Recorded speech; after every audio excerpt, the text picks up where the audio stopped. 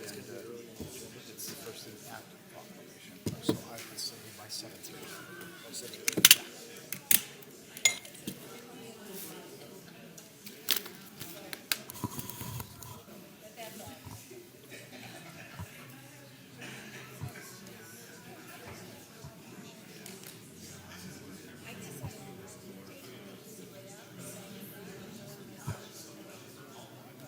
It looks like we only have a few here, so we may have to limit.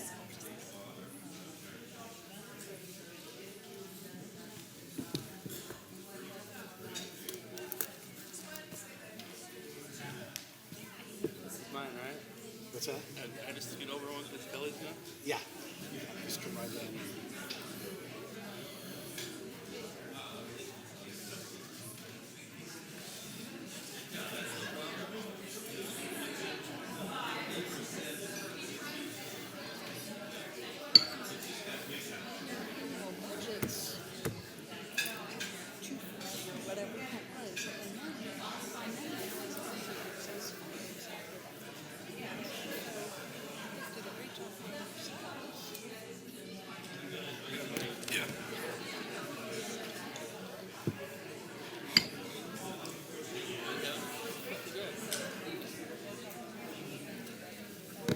House?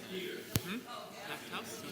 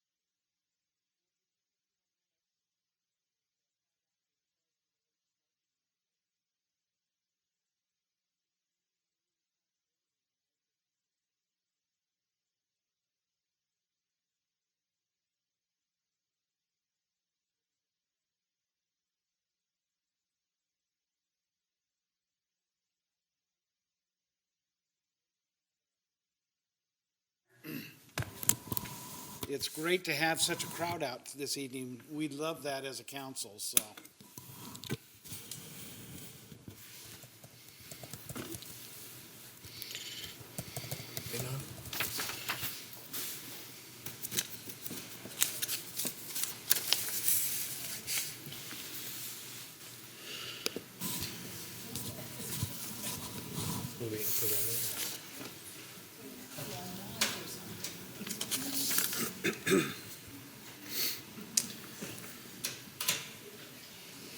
Okay, we welcome everyone to the January 24th, 2017 City Council meeting of the City of McMinnville. And we open our...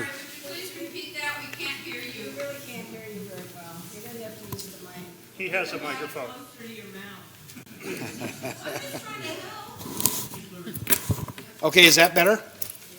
Okay, we welcome you to the January 24th, 2017 City Council meeting of the City of McMinnville, and we open our council meeting. We call this meeting to order, and we will start with a Pledge of Allegiance by Alan Rudin leading us in that. I pledge allegiance to the flag of the United States of America and to the republic for which it stands, one nation, under God, indivisible, with liberty and justice for all. Thank you, Councilor Rudin. We would remind you that this meeting is being recorded by KLYC and MCM this evening, and would ask everyone to please silent or turn off your telephones, your cell phones, so that you wouldn't interrupt our proceedings. If you do need to take a call, if you could go out into the lobby and take your calls there. We are to the point in our meeting where we have an invitation to citizens for public comment, and we would have any member of the audience that would like to provide comment to come up and speak, to sign in. There's a few things that we're not able to talk about. Number one, a topic that's already on the agenda. We need to wait to that part of our program. Any matter in litigation, any quasi-judicial land use matter, or any matter that's scheduled for a public hearing at some future date. So with that being said, anyone that would like to come and testify before the council this evening, raise the hand. Okay, we'll just go with that individual and the one behind. So come in, state your name and sign in. Just to clarify, there is a public hearing scheduled tonight for the Bagot Better matter that will be coming later in the agenda, if that's what you're here for. That is on the agenda, so that's not.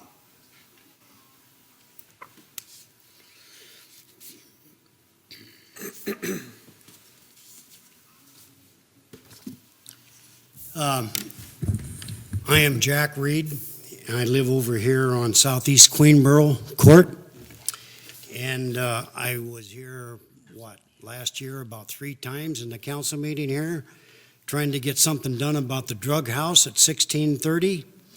Nothing's been done about it. That place has been without water and been without electricity since last June. There's anywhere from 2 to 4 people living in that house at a time. The SWAT team come in there and busted the damn door down. So what do now? They crawl through the windows. They dump their species out in the yard, and I would like to know, as a taxpayer, how much longer we have to put up with this crap over there. There's nothing being done about it. There's no electricity, no water. Where do they go to the bathroom at? You know where? Out alongside the house, in the yard. They can't go to the park no more because it's all locked up. Well, She goes back and forth. She's in and out of jail constantly. It's a swinging door for her. And the people that come in and out of that house every day, and I'm talking 24/7, 2 to 6 people every day climb in and out of them windows, throwing jars of stuff out the front window. Come on, don't have a toilet. They have no water. Why does the city of McMinnville allow somebody to live there? Wells Fargo come out there and took one look at that house, and this come from the homeowner herself that told me this. Wells Fargo come out, because it's been in foreclosure for over 5 years. They come out to change the locks on it in August, took one look at that place and said, we don't want nothing to do with it. And so all the homeowners in there in the hood are stuck with that.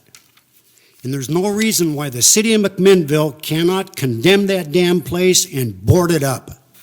Because I guarantee you, if it was your neighbor, you guys would have done something about it a long time ago. Now, something needs to be done. They were going to draft up an ordinance. Yeah, right, that's a joke. There's been no ordinance brought up about it. I got a goddamn ticket 2 weeks ago for parking in front of my house for $35. Easy.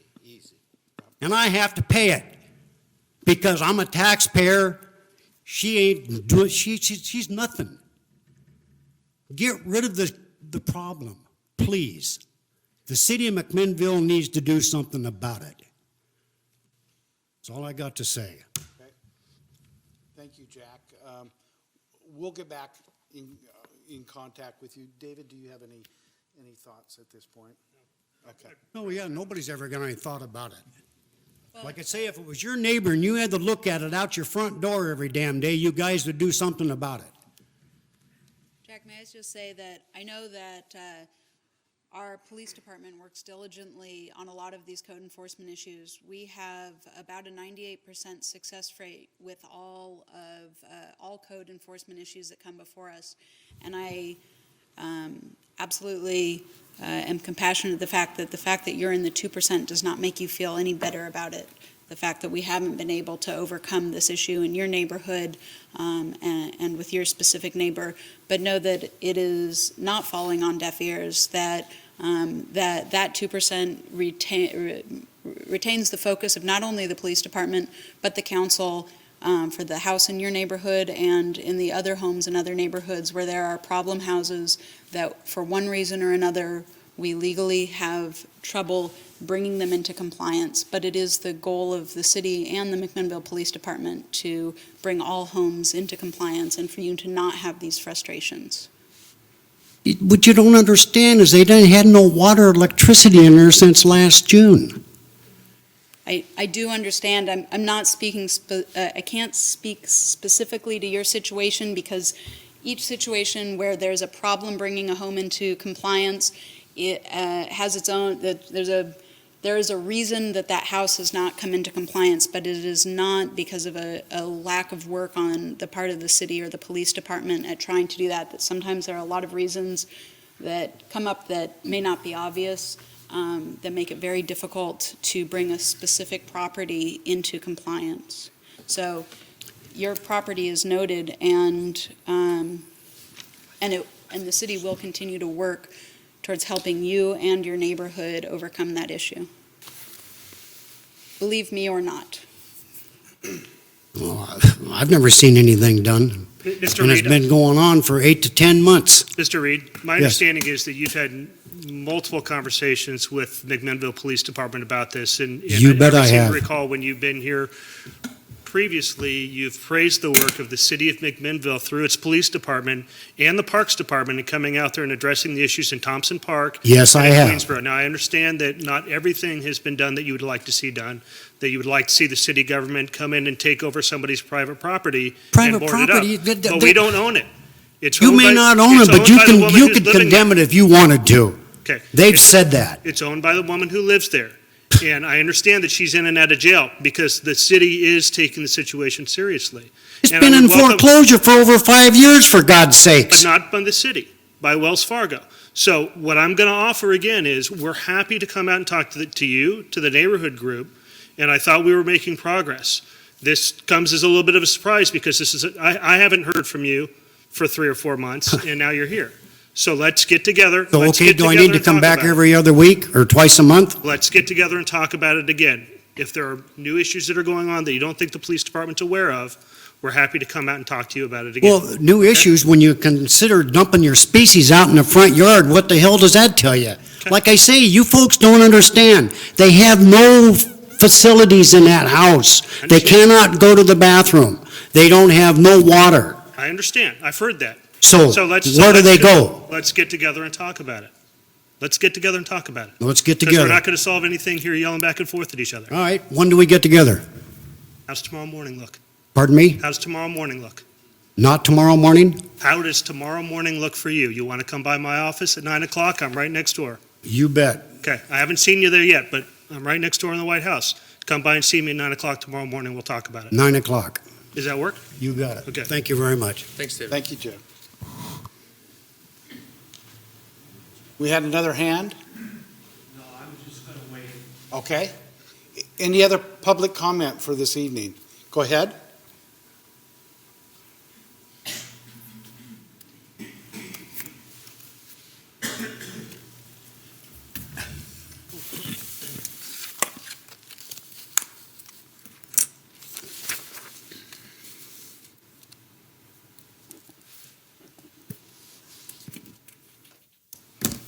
The name is Isabel Flores. I'm the neighbor to Ann, the house that you're talking about. Yesterday, one of the kids, I call them kids, they're about 19, 20, he came around the house and my front window, because the window sides sit inside, relieved himself. It was dusk, I couldn't exactly make out his face, but there was 4 of them. There were 3 of them were inside. He relieved himself. I yelled at him. He turned around and gave me a finger. Then he didn't do nothing, just finished, walked around like if there's nothing at all, like Jack was saying. And it's worse for me because I'm the neighbor. I have to put up with all every year, their leaves and everything fall on their trees. They never pick them up. But if you go there, you'll see it's gone because it blows into my yard. And I pick them up. I pick up, I don't mind on my property, but when I have to start picking up all the leaves because they don't pick them up, and they've done this for years. That's all I wanted to say about it. And I would like to be. You're welcome to meet with me tomorrow morning, 9 o'clock as well. No. Or another time if that works for you. Probably at another time because I have to go down and donate some money to the Indians at the Chinook Winds. Thank you. Thank you. Any other public comment? I'll call one more time. Any other public comment? Thank you. At this point, I would like to present a proclamation recognizing one of our former city councilors, Councilor Dick Windle, who passed away about a month and a half ago. And I think before I read the proclamation, we have a esteemed former city manager with us tonight, Kent Taylor. And Kent had worked with Dick for many years, and I think he had an opportunity to meet and talk with Ed Gormley, and they had some thoughts to do. So, Kent, if you'd come in and introduce yourself and sign in and share some thoughts before I do the proclamation. Well, I don't know about esteemed, but I'm not steamed either, so. Good point. It's a sad occasion, but a happy occasion, because I know Dick's in a better place. But I want to thank you on behalf of myself and former Mayor Gormley, who's traveling out of state and unable to be here. He asked me to convey some thoughts to you that came to his mind about Dick. They're not that long, but I'll read over them fairly quickly. So these are from former Mayor Ed Gormley regarding former Planning Commissioner and City Councilor Dick Windle. I want to thank the council for their care and courtesy in recognizing Dick Windle tonight. I know that Marianne, his wife, and Beth, his daughter, deeply appreciate your thoughtfulness. Dick and I first met when he was appointed to the Planning Commission in 1983. He was very dedicated, conscientious, and extremely considerate of the public and his public service role. He was one of those volunteers that clearly knew he could make a difference and that he was a steward of the public trust. He served from 1983 to 1990, and I believe was also the chairman at one time. Some of you will know when Dick served on the city council and interviewed people for the Planning Commission, he always took time to explain the judge and jury aspect as it applied to the term quasi-judicial. Our friendship grew, and I got to know him well. With an opening on the city council, I asked him to run for the office. Once Dick was elected, we spent the next 14 years working closely together. He was my confidant on a lot of issues. He, Kent, Cliff Ross, the former city attorney, and I spent many hours working on lots of great issues and projects for the city. For years, I saw him almost daily as he usually came by my office. Dick was deeply religious, and we would often have fun talking about him growing up in Philadelphia in a Catholic neighborhood. I would kid him about the Catholic influence in his life, telling that had made him a great Christian. Those of you that knew Dick knew he was very conservative, and I would second that statement. If I wanted to get a rise out of him, all I would have to do would be to bring up Bill Clinton's name, and his face would start to turn red. He usually had something smart comment to shut me up. In many ways, he was my right hand. He volunteered to serve on the Parkway Committee when the meeting schedule got to be heavy, sparing me from attending one more meeting. Our deal was that he would represent the city and that anything I thought he should be involved in, I would attend. It worked great. I visited Dick about a year after he moved to Florida. I spent a couple of days with him. He took me to see the manatees at their breeding grounds, which was close to his home. He also took me to the best Philly steak sandwich cafe south of Philadelphia. We continued our friendship, and I talked on a regular basis, wanting to know what all was going on. He came back to McMinnville a few times, and one of those was for my retirement party from the mayor's office. I spoke to him about a week prior to his illness. He had health issues but seemed to be doing okay. He was active in his church doing an outreach for the homeless and extremely active with his local Republican Party.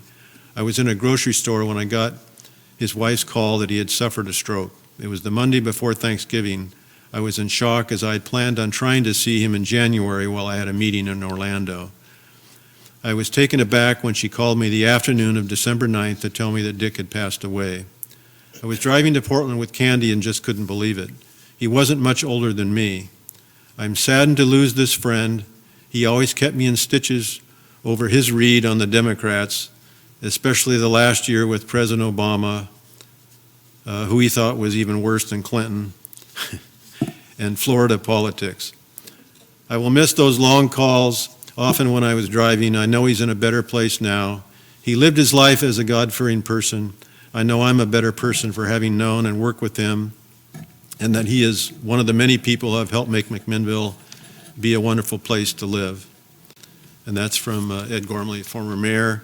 And I would certainly second the last sentence of Ed's remarks that McMinnville is a better place for all the contributions that Dick made, both on the Planning Commission and the council and in his volunteer work. Ed touched on a number of things I would have touched on, and I only add a few. The things that came to my mind in addition were that Dick valued integrity, and he expected that everyone in the city organization would value the same thing. He was a good listener. He was a good listener not only to his fellow councilors, but also the city staff and the public. One significant capital project that came to my mind that he had a real love for and a passion for and played a very supportive and key role in was the construction of the water reclamation facility and related improvements that actually continue on to this day. In fact, we've even expanded the plant that he was instrumental in getting built. Dick, as Ed indicated, as you can imagine, had a good sense of humor. I was talking to Walt Gowell before the meeting. We were talking about Dick. And I think we said he took his politics, Republican politics, very seriously, but he didn't take it personally. And I think that's something we can all learn from in 2017. He loved to talk about Penn State football with me, which was an immediate bond for both of us. On several occasions, he returned from the East Coast on sales trips or visiting family, and he'd bring back bumper stickers and stuff. So we had a lot of fun about that. Last but not least, Dick practiced humility.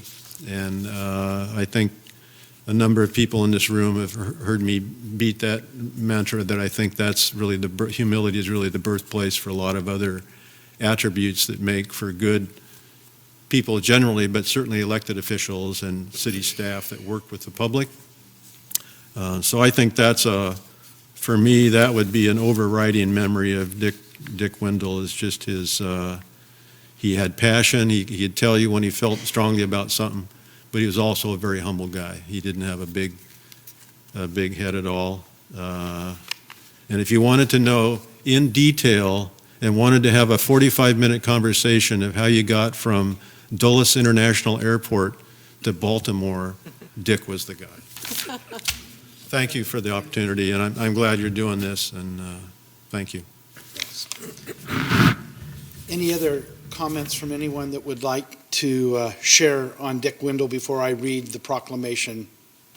Whatever Walt Gell says tonight, I oppose it. If I may, before I read the proclamation, just a thought from my perspective. I agree with everything that Kent and Ed put down and talked about. But the thing that I remember as a young volunteer starting my civic career out on the budget committee 24 years ago, Dick was very respectful of the volunteers. And he mentored, and he just put a hand around and thanked those that were giving in a meaningful way to the city. So I do remember that. Well, if I may, we have a proclamation from the city of McMinnville.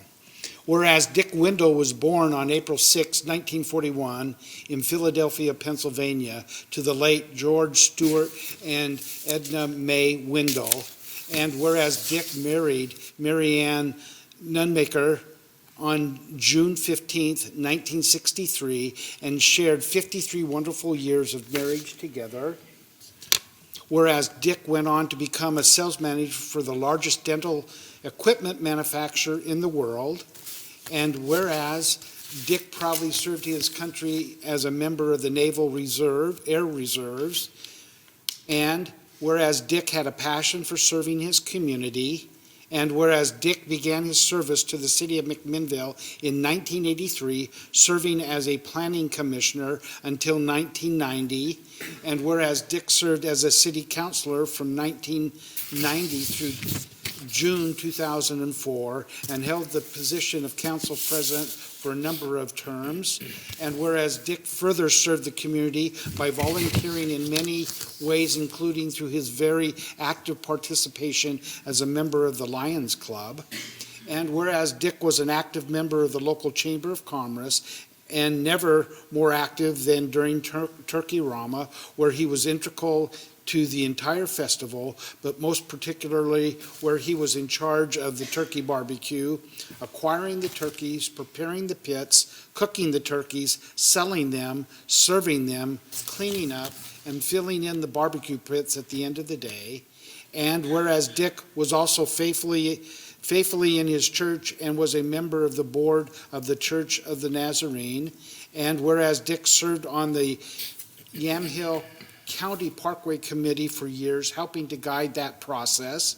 And whereas Dick was one of the original people who brought hospice to McMinnville, and whereas Dick had an amazing ability to fix anything and a treasure trove of stories about his adventure, and whereas Dick had an encyclopedia knowledge of everything under the sun, now, therefore, I, Scotty Hill, Mayor of the City of McMinnville, do hereby proclaim January 24th, 2017 as Dick Wendell Day in the City of McMinnville, and urge citizens to reflect on the passion, the leadership of his caring and community-minded former counselor. In witness thereof, I have hereto set my hand and caused the official seal of the City of McMinnville to be affixed this 24th day of January 2017, Scott A. Hill, Mayor.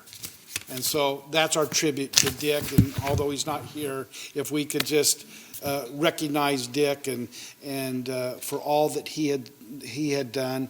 We will be sending this proclamation to Mary Ann by mail so that she can display that and just get a sense of how much we love and appreciate all that Dick did on behalf of the city. So, thank you.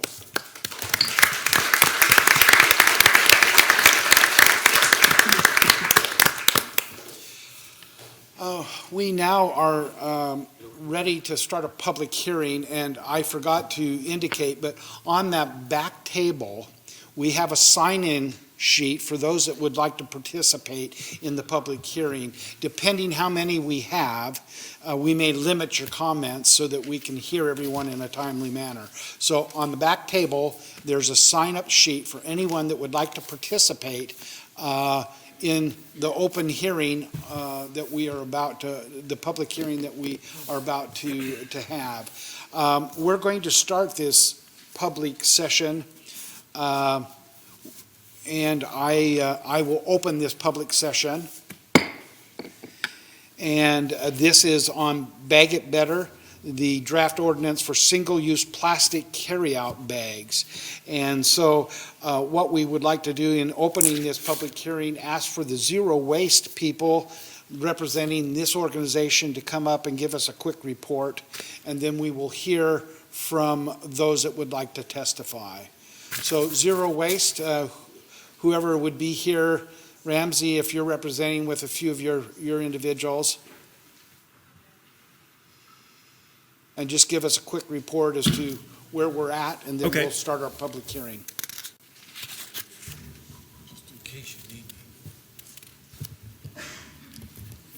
Ramsey McPhillips, McPhillips Road here in McMinnville. So, as you know, we have spent the latter part of the last year organizing to this point of an ordinance. We've contacted, we believe, every major big outlet where there are single-use plastic bags in use several times.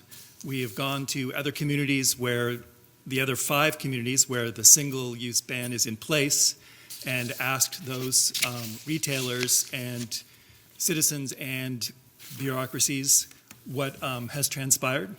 And to wrap it all up sort of in a nutshell, today I redid my calls to the city managers and to many of the grocery outlets in the 5 communities that have passed a ban, which, as you remember, are McMinnville, Eugene, Ashland, Portland, and now Forest Grove. And overwhelmingly, without exception, every grocery store manager and every city manager said that the outcome of the ban was positive, that there was a period of transition, but that by and large, they were very in favor of it. And the 2 things that they brought up that were universal in those remarks were that it was good for business and saved money, and that it was great for the environment and for the image of both the retailers and the communities in which the ban was in place. Can you expand on that, good for business and saved money? Yes, so basically it comes down to the 5-cent charge. So right now, every grocery store has a cost for plastic bags. If they are going to be then charging 5 cents for paper bags, and remember that's only for people who forget to bring in their cloth bag, that cost goes away of buying plastic bags. So in essence, the cost for transporting garbage, or transporting, I'm sorry, another topic. It's a Freudian slip. Transporting the groceries out to your car is zeroed out. And so the 5 cent is not meant for the retailer to make money on their customers. It's just to cover the cost. And so that's what they said. Also, every single bag that is in circulation for the big box stores now has very beautiful graphics on it. Their website, a slogan, and their logo that you really notice, whereas before on a plastic bag, you didn't really notice it that much. Some stores have been clever enough to pick a color, that everyone identifies with grocery outlet or, with Ross, and that's really good. But I have to say that there's an upside to the business for branding and for, advertising on these paper bags that they're all now manufacturing. Also, I heard a great quote today that I wanted to pass on, that Oregon is a lumber state, not a petroleum state. So that meaning that paper bags are made from trees. And actually, paper bags are not made from trees. Paper bags are made from recycled paper. They're not, we no longer cut down trees for paper bags. But of course, petroleum is the product that is in the plastic. Do you have any questions? So that's a quick update as to what's brought us here. Any other thoughts? We're just really, it was really fun to go about the community and ask everyone and get everyone involved. And I hope that we did a good job. We tried to go mom to pop all the way through. And we truly believe that the consensus is that the ordinance would be a good thing for the city. And there are some things that are negative, which I'm sure will be spoken about tonight, but they're not insurmountable. And given the consensus of the 5 communities that have already done it, it seems like we're not imparting anything unjust or obtrusive to the community. Thank you. Before we start the public hearing, I just want to make mention that we have received 10 written statements that are to be put into the record tonight, and Melissa has those, and we have that up on the dais with the council individuals. We're not going to read those per se. Some of them are fairly lengthy, but we know that those are a part of the record. Well, we have read them, but they're not going to be read into the record tonight. Yeah, we have read them, but we're not going to read it for the audience at this point. There is one thing that came up. I spoke to the owners of Grocery Outlet. I think they're one of the letters that maybe has been submitted. And she detailed what was in the letter and her concerns. And so I called the grocery outlets in these 5 communities where the ban is already passed. And so her concerns were that there would need to be a conversation between the customers who had a card for either food stamps or for WIC, and that might be both difficult for the cashier who didn't want to bring up a subject about someone's, on a food stamp or something like that. It would slow down the process of getting people in and out of the store. And there was going to be some confusion about who was entitled to 5 cents or not for the charge for the 5-cent bag. Well, it turns out that SNAP, which is the food service, a food stamp program, does not have a mechanism for exempting the 5 cents. So people on food stamps pay the 5 cents. They either hopefully they'll learn to bring a cloth bag like everyone else, but there is not an exemption because it's a computerized card and it gets confusing. They wanted to be consistent, and so they decided rather than to exempt everyone, which isn't everyone, it would just be them, it wouldn't be the whole, all the people coming into the stores, that they would include them in the 5 cent. So if you are on you will be charged 5 cents. That being said, all the retailers that we spoke to about this, or that I spoke to today, said, if someone comes in and they're on SNAP or they question it, the customer's always right. We just let them have a bag for free. It said it's very, very rare that conversation comes up, and we've instructed, all of our checkers just to give them a bag. It's not a big deal. And in fact, that was sort of generic throughout. If it's not systemic, if it's once, a couple times a week and someone comes down and argue, they just let them go. They're not, going to argue with it. Then WIC is the program for pregnant women. That one does have either or. You can charge or not charge the 5 cent for those people.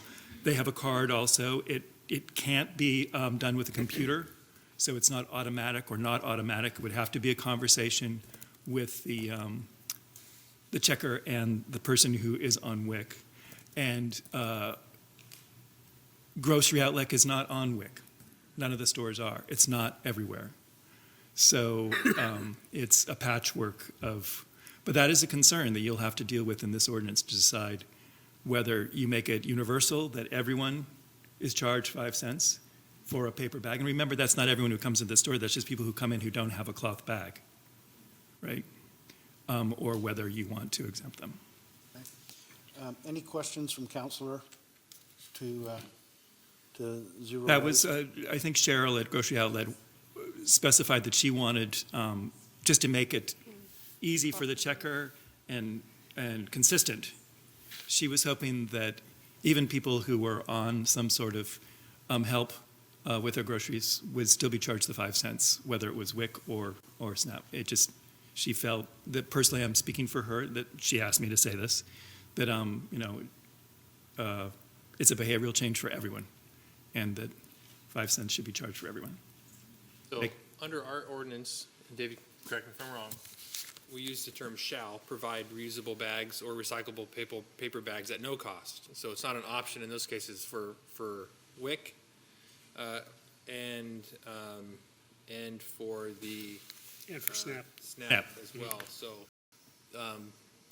we have the exemption written into ours so that they In the shouldn't be draft ordinance that's up for consideration, yes, that was included in based on the conversation during the work session at the last Good. council meeting. And weren't there other communities that did have those exemptions? Yes, Portland. Portland is one of the 4 that doesn't have, and then Forest Grove is optional. No, I think all the communities except Portland have a WIC exemption. None of them mention SNAP. I thought SNAP, you could not buy anything but, except for foodstuffs with SNAP benefits. And so they're not gonna, the question came up then, should SNAP pay this 5 cents, right? And because that's on the credit card. And that how they has have. WIC dealt with it with the city of Portland? Does it go back to what you said, where then there's a forced conversation between the cashier and the customer? WIC can be a decision by between the town that has the ordinance and the WIC card holder. Okay. And so it's up to I think whether you want WIC to or is not. usually done with paper vouchers, and so the cashier would see that. It's not just running the card blindly, so they would know. And once again, we didn't hear anything from any of those shop owners that there was any sort of conflict with that. It was just nothing, because I was really worried that we were setting something up that the retailers would have an issue with, and they all seemed to be fine with it. It just doesn't come up. Okay, any other questions? Go ahead. I just wanted to note in putting the draft ordinance together for the packet to get it out, there was one item that was discussed during the work session that ended up getting omitted from the draft, and I wanted to bring that to the council's attention before the hearing began. There was discussion during the work session about a phase-in period for larger stores versus the smaller stores. That provision was inadvertently omitted from this draft of the ordinance. So as I recall, the discussion from the council work session was that the ordinance would be effective in 6 months from the date of passage for stores that were large stores that are 10,000 square foot or greater. Meaning they had to be in compliance within 6 months? They had to be in compliance within 6 months, and that smaller stores under 10,000 square feet in size would have 1 year in order to get into compliance. So that was not in this draft. I just wanted to make sure that it was our intent to include that in the draft that was brought back to the council in 2 weeks, but so that everybody had the benefit of knowing that was intended to be in the draft ordinance, so you can testify to that if you want to. I wanted to raise that issue. In addition to that, is the hardship included in that? Yes, the hardship, that there could be an extension if there was an application for a hardship. So if there's an additional period of time necessary, there'd be a process for the retailer to apply for a hardship waiver for up to 1 additional year. Go ahead, Kevin. So, Ramsey, you live pretty close to the landfill where most of these plastic bags go. I was doing some contemplating today. Portland's banned the bags in their area, and most of our garbage that's taken to that landfill comes from the Portland metro area, which no longer has plastic bags. So, is it safe to say that a majority of the bags that we're seeing a problem out there are coming from Yamhill County and are our problem? So I will take this as tepidly as I possibly can, because we're really not, our organization, as you know, is not really, does not take up the subject of Riverbend landfill, but that's about the expansion of Riverbend landfill. Right. The landfill is there, so I will speak to the plastic bags that are currently going there, regardless of the expansion. Did I do it all right? No, good. All right. As of February 1st, the flow of garbage going to Riverbend landfill from the metro region is going to be diverted. And that is primarily Washington County and Forest Grove from the Forest Grove transfer station.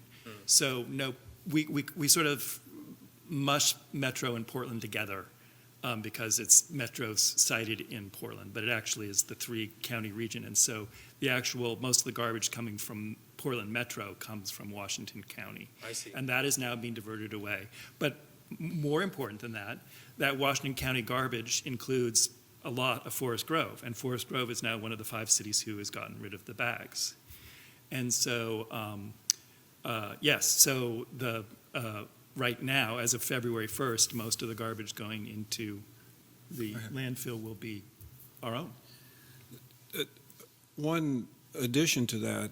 If I read the Portland ordinance correctly, their ordinance applies only to groceries and food providers.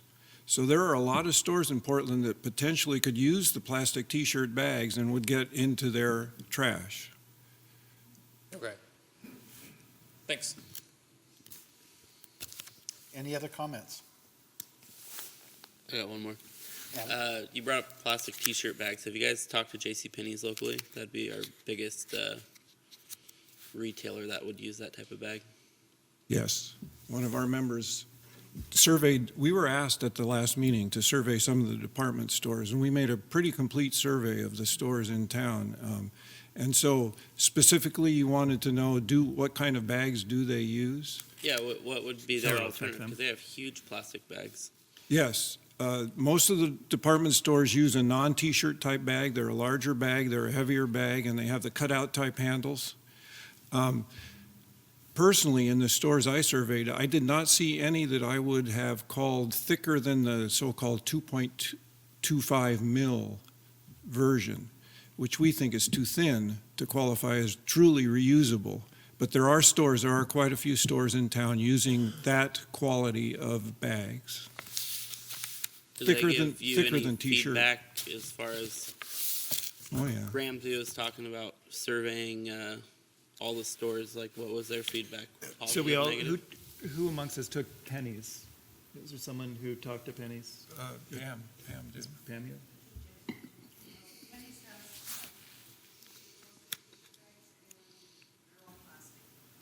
Meaning that they would have to change to a thicker bag, or go to paper. But they didn't give you any negative, like overwhelming negative feedback? The big stores like Penny's and other department-type stores are generally corporate-run stores, and so you don't get negatives from them because the corporate infrastructure helps them through this. And they just work off their inventory, and unused bags they can send back to corporate for other use. So, for instance, I'll be surprised tonight if there is someone from one of the large corporations testifying tonight. Because they've been told by their corporations that they shouldn't. B, they leave it up to the city and they follow the city rules, so it's up to you to decide for them if this should be enacted or not. And then third, they're very busy. We've tried to get them to come, but they just seem to think it's okay because they know it's happening. You know, all of California went January 1st. And then all these other, there's JCPenney's and these other 5 communities, and they're fine. So, as a continuation of that thought, and I'm very grateful that you've gone out and you've done this legwork and you've talked to the grocers and you've gotten a thumbs up from the grocers, so to speak. And I'm inferring that you also have gotten this thumbs up from Penny's or Ross or the other department stores. Who have you not gotten a thumbs up from? Individuals who have concerns, which I assume maybe some of them will be here tonight, and if they're not, I can certainly tick off those concerns. They generally are personal use of the recycled bag. Of retailers, of people okay. that are Oh, using that's them what for you their businesses. What businesses have given you a negative response to the proposed ban? Well, there were several businesses that had just made large purchases of plastic bags, and they said, there's no way in a year I'm going to work this off. So they may be eligible for the hardship extension of the rollout. So that is a concern. And the smaller stores, the convenience stores, and we've always known that that's going to be an issue with their customer base and with those owners, and we're going to have to work closely with them to get past this. But they're also, a lot of them are corporate. Circle K, 7-Eleven, they're corporate, and they should have some corporate support for getting through this. Okay, any further comments? Okay, thank you. Thank you. We have 14 individuals that have signed to give us testimony, and given where we're sitting, just about 8 o'clock right now, if you could limit your comments to 3 to 4 minutes, with 4 being the cutoff, we will be able to move through this. We would remind you, if your testimony is something that's already been said, you might look at something that's unique to your feelings so that we don't have the same comment coming over and over. And so I'm going to start with Dan Hilbert. If Dan would please come up. Yes, I will. And if you would state your, well, we've got the information up here, so go ahead, Dan. Okay, my comment is in regard to the ordinance. I'm 100% against it. Just because some people don't like to carry out their groceries in plastic bags doesn't mean that they should deny everyone else the convenience of using plastic bags. I like plastic bags because they act as a raincoat for my groceries. I can carry 4 or 5 bags out to the car without having to worry about getting my groceries wet. The use of paper bags are notorious for getting wet and then spilling its contents in the trunk or on the floor or on the pavement. Before plastic bags arrived, grocery stores provided carry-out boys because paper bags can be cumbersome and difficult to handle. I can carry six of those bags without no problem. Plus, paper bags become a nuisance and just lie around the house, and they can be a fire hazard. I practice good stewardship and return all my plastic bags to the recycling bin. So I have a week's supply of other plastic items. What are you going to do, ban all these? You know, I mean, edible items are packaged all the time in plastic. What are you going to do? You know, ban all of those?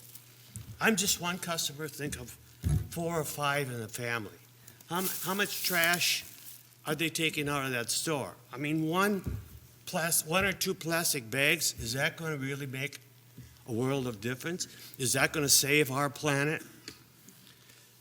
It is unrealistic expectation to think that refraining from using one form of plastic is going to make a difference. Ocean-going vessels disperse plastics in copious amounts, especially the cruise industry. Navies all around the globe routinely throw out plastic wrappers into the ocean. Luxury yachts throw out their plastic furniture. Banning plastic bags for the purpose of carrying out groceries is not the solution to the pollution. I suggest a citywide referendum on this issue to see if the people really want this ordinance to become a law. Meanwhile, the City Council might want to withhold any more funds to zero waste pending the outcome of a vote. If you really want to cut down on waste, try eating less. It might save you, because if aliens ever landed here and developed a taste for human flesh, those who are overweight might be at a disadvantage because they'd be easy to catch. Okay, that's all I have. And any questions for Dan? Yeah, any questions? Thank you for your testimony, Dan. All right. Margaret Cross? Doing my show and tell as well. You're in for a treat tonight, I think. My name is Margaret Cross, and I live at 1102 Southwest Russ Lane in McMinnville. I appreciate the opportunity to come here tonight. I do support passage of an ordinance that would ban the plastic grocery bags. I think it's important. If we value the stewardship of the earth, we really shouldn't be using them. And in reference to the person who preceded me, I have to beg to differ. It's a piece here and a piece there and a piece over here, and pretty soon you've got a problem, and we have a problem. There are many, many options to plastic bags. My little show and tell here. We can use cloth, we can use nylon, these little things. You can use cotton, you can use a hemp kind of thing, you can use these heavy-duty plastic bags that last for years, Or my trusty basket, I've been using this for 30 years. It's like part of the family. They don't wear out. They don't pollute. You can wash most of these things. They're lightweight. They're easy to carry. They protect the food from getting wet. Even the plastic one, it is plastic, but it doesn't end up in landfills. It doesn't clog drains. It doesn't get eaten by seagulls and blow down the highway. So what's not to like, really? I think the biggest objection you're going to hear from people that oppose this is the question of convenience.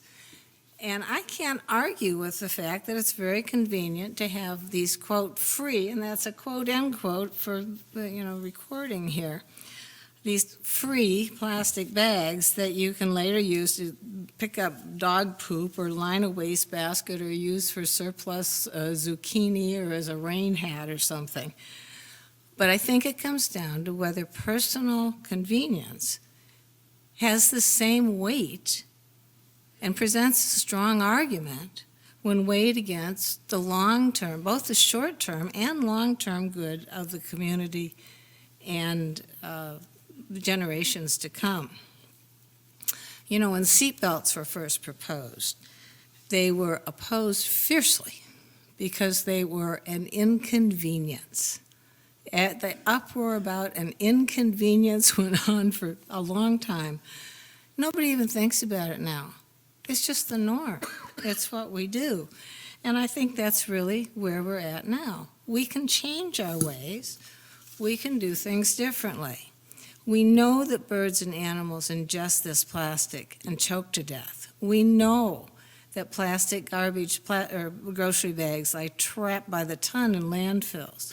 We see the unsightly litter that invades our fields and our roadsides. Farmers face unnecessary costs when plastic gets baled into their crops. Merchants bear the cost. And this plastic never degrades. It never goes away. I don't know why the merchants have borne this cost so patiently all these years when we have perfectly viable and reasonable alternatives. So I really don't think personal convenience is a legitimate argument. At some point, government has the responsibility to act for the long-term common good of the community. And I think we're at that point. We don't need plastic bags. There are alternatives that are environmentally friendly. These alternatives are cost-effective. And I like to believe we're capable of learning, or relearning as the case may be, better ways of doing things. Thank you very much. Thank you. Any questions? Okay. Thank you, Margaret. Ann Adams?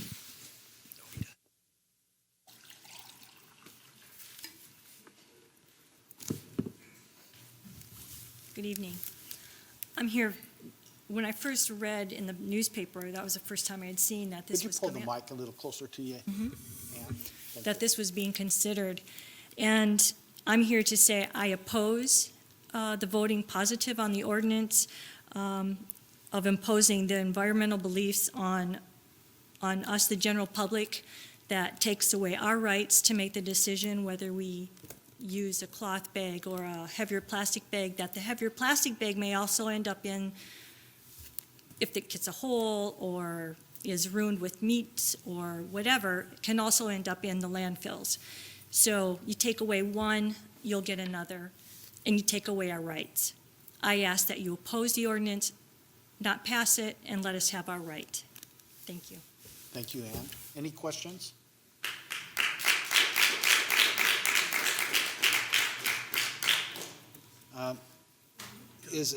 Go ahead. We appreciate that this is an issue that will likely engender strong emotions on either side. To avoid this turning into a rally on one side or the other, we would ask that you maintain decorum, not applaud during either side's testimony in order to keep this from getting out of hand. Thank you. Thank you, David. Is it Annalee Germain?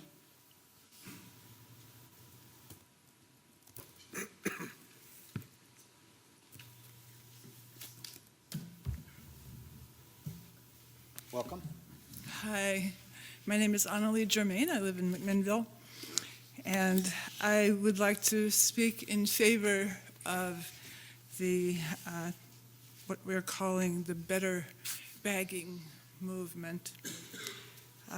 You will hear opinions and data in support and against the measure, and you are charged with making a decision that will, in the future, be viewed as an important baby step in the direction of a sustainable and responsible city government. Of course, the issue of waste management is a global tragedy, not just local. And this ordinance is a very small bite into the problem. A friend of our city quotes Mother Teresa as saying, "I alone cannot change the world, but I can cast a stone across the waters to create many ripples." I think that's where we're at now. We can cast that stone and we can begin the ripple effect. I ask you to examine and consider the motivations of those testifying today. The proposed ordinance would require a behavior change in us. I confess that if this passes, and I hope it does, I will probably end up with a couple of dollars of bag charges because I have to remember, and I will probably forget my bags and forget to put them in the car. But I am confident that even an oldie moldy like me can learn this new trick. Please think about our children, our future city, and Mother Earth when you form your decision. I have a bottle of champagne on hand to celebrate your unanimous approval of the Bag It Better ordinance when it does come to a vote.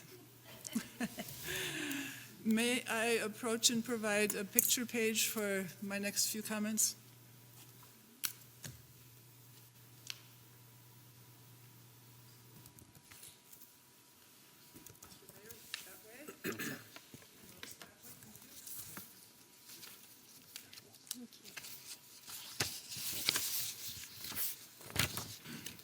Well, you answered my Walmart question from last time.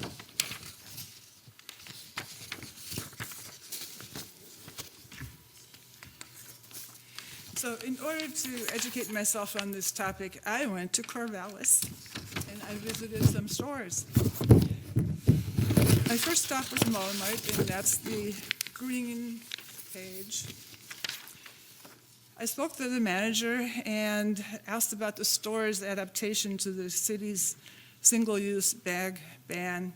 He said their adaptations were minimal, and he knows of no fiscal impact on the store. Their prices were not raised in response. He acknowledged that there were grumbles at first while people got used to the measure, but they are now only heard from the people who are the out-of-town visitors.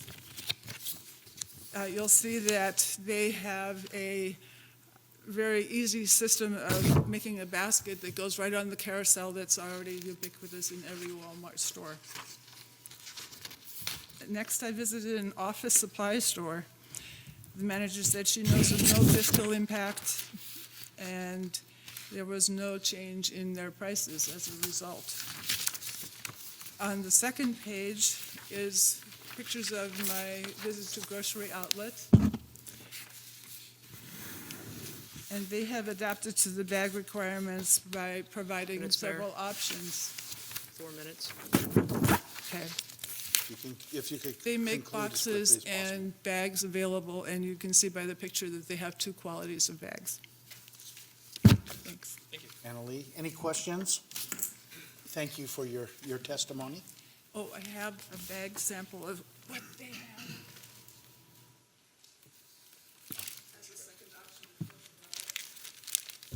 Again, thank you. Uh-huh. Is it Jerry Hunter?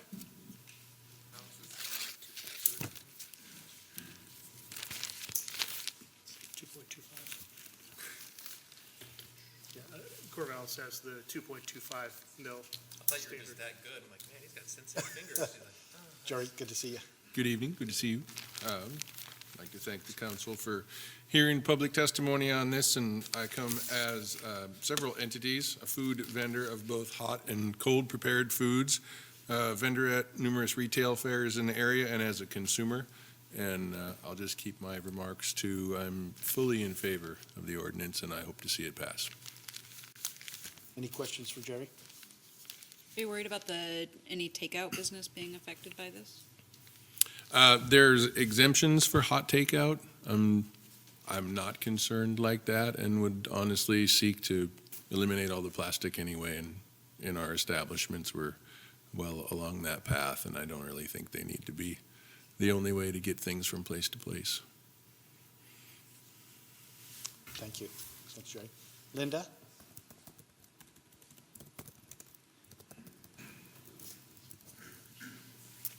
My commentary is similar. I've lived in Yamhill County the majority of my life, and I own a business here and it's a retail business for the last 16 years. And we have always chosen exclusively to use paper bags, and most of my customers choose to carry out their purchases without a bag. If you just remind them, if you just ask, would you like a bag? Often they will choose to not carry out a bag. I don't think any amount of convenience is worth saddling our children and our grandchildren with. What we just saw yesterday driving along the coastline, there was this perfect cutout of this bright yellow grocery outlet bag. I mean, it was great advertising-ish, except it was horrid, so that's my testimony. Any questions for Linda? Thank you. Is it Milan Werfs? Okay. At least I got somebody to rise with it, so. Okay, I answer to anything close. Yeah, okay. My name is Malin Werfs, Malin Werfs. and I'm a resident of McMinnville. I'm here to speak in opposition to the proposed ordinance. And my first point on the opposition is I'm sure the city attorney may have a technicality to say I'm wrong, but my belief is the city council has no standing to address this issue. And let me explain this point. The city's council's job is to manage the city of McMinnville. Public safety, public infrastructure, public livability, and manage that within the budget of public money. Key word to this whole thing is public. My personal transaction in business between me and my grocer or me and somebody else is a personal, private transaction that government has no business interfering in. And let me check my notes here. I had some notes on where I wanted to go. It's however my grocer wants to service his customers is his business. You may regulate some public health inside his establishment, but the financial service transaction is his business, not yours. My next point is if the people promoting this, I don't know who these people are that are promoting it. I don't know any of you people up here. I'm sure that one of you is a representative of my district. I don't know. I've never seen anybody in my district ever come around representing themselves as my city councilman. If you have a personal bias towards this one way or the other, more power to you.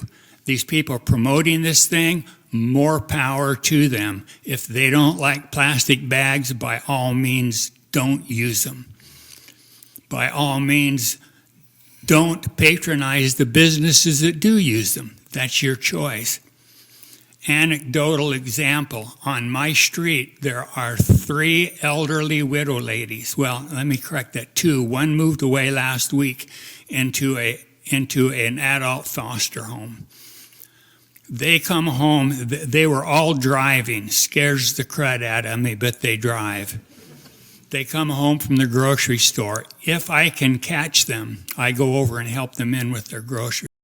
They all use the plastic bags because they pack them in small amounts.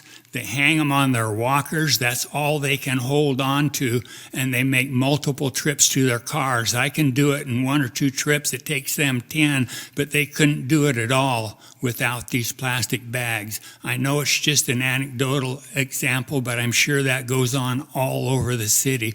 It's going to be a hardship on those people.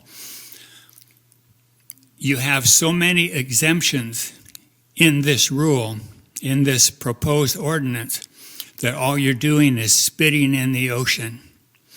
If you really want to address as far as waste stream, address the stuff that already has a 4 minutes, Mayor. a refund on it. I walk a lot. There are beer cans everywhere. That's the thing. When I worked for the city doing maintenance in the parks, I picked up garbage cans We've hit our 4 minutes. full of beer cans, but this isn't an issue for you guys to address. Thank you for your comments. Any comments from the council or questions? Thank you very much. Mark Davis.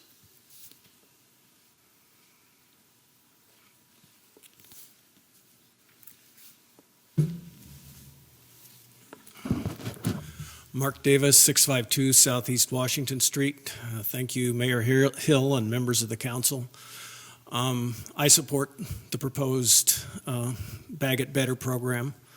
The only reservation I have about this, I'd like to get that out of the way first, is I'm not completely convinced at this point that a city-by-city process of banning these bags is the way to go. I sent an email to Representative Ron Noble and asked him to introduce a bill in the legislature to make this statewide. I think that, reasonable people can sit down and take the best out of all these ordinances that various cities around the state have come up with and come up with a plan that would be consistent statewide for the retailers, and that everybody, no matter where they're going in the state, just like in California, it's all the same. And, that's my only disagreement. But, in the meantime, if the legislature is not going to act, I hope the city of McMinnville will act. I agree that this isn't going to save the world or the environment. But, in my experience, there isn't just, it's not like one thing is going to solve a problem. It's a lot of small actions that people take. And I think it kind of cheapens the meaning of the word freedom to talk about the right to have a plastic bag as freedom. I mean, it's, so many of those plastic bags wind up, in the landfill or don't even get there. They wind up in my backyard because they toss them off the railroad trestle. So I'm all in favor of this. I think it's a small step, but I think, small steps add up over time, and I think the time has come in McMinnville. Thank you. Any questions for Mark? Thank you, Mark. Emily Kerrigan.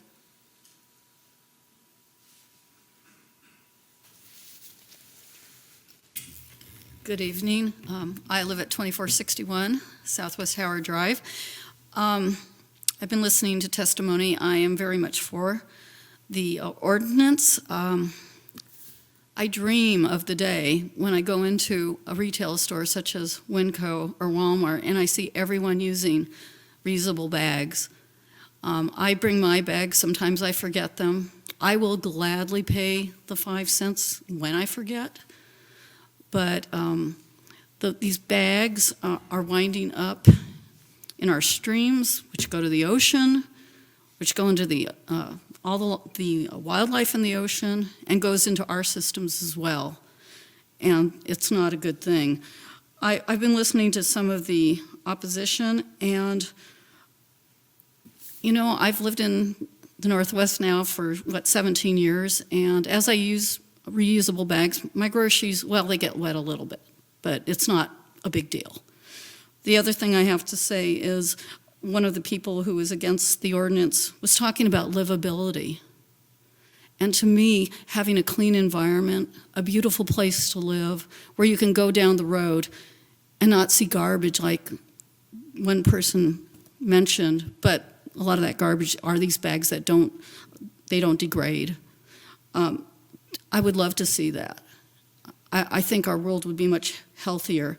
Another thing is, I'm going to get old, and I plan on having lots of reusable bags that I can have small things.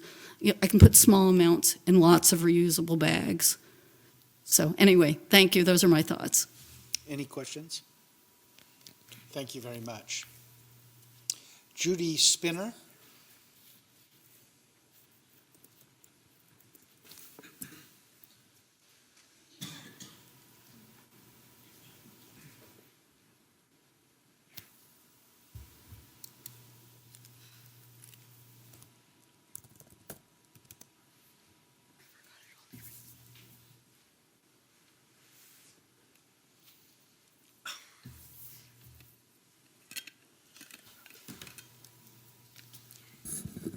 Thank you for hearing my comments. My name is Judy Spinner. I live at 1800 Northwest Elm Street here in Mac.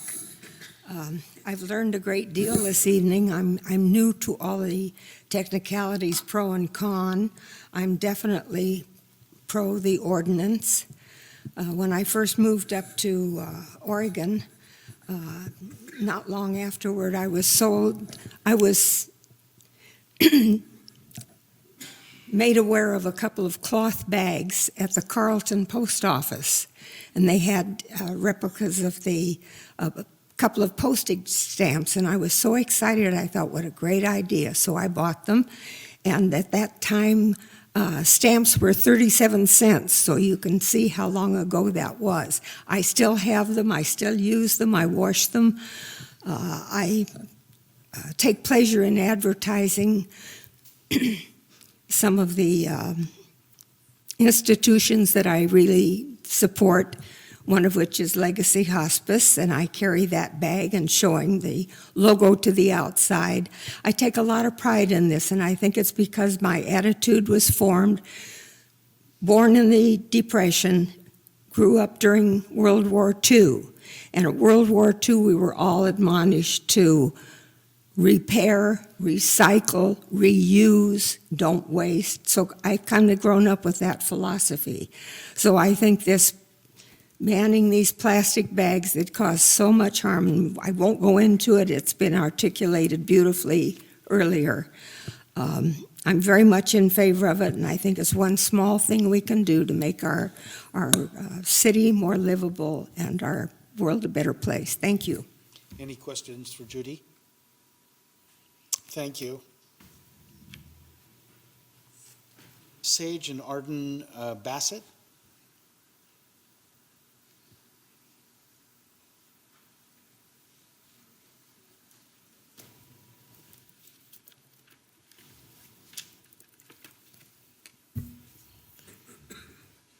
Well, my name is Aiden Bassett. My name is Sage Bassett. Our address is 5455 Northeast Riverside Drive, McMinnville, Oregon 97128. And thank you for coming up and testifying before us tonight. You're welcome. We usually don't have individuals your age, so we're excited to hear from you.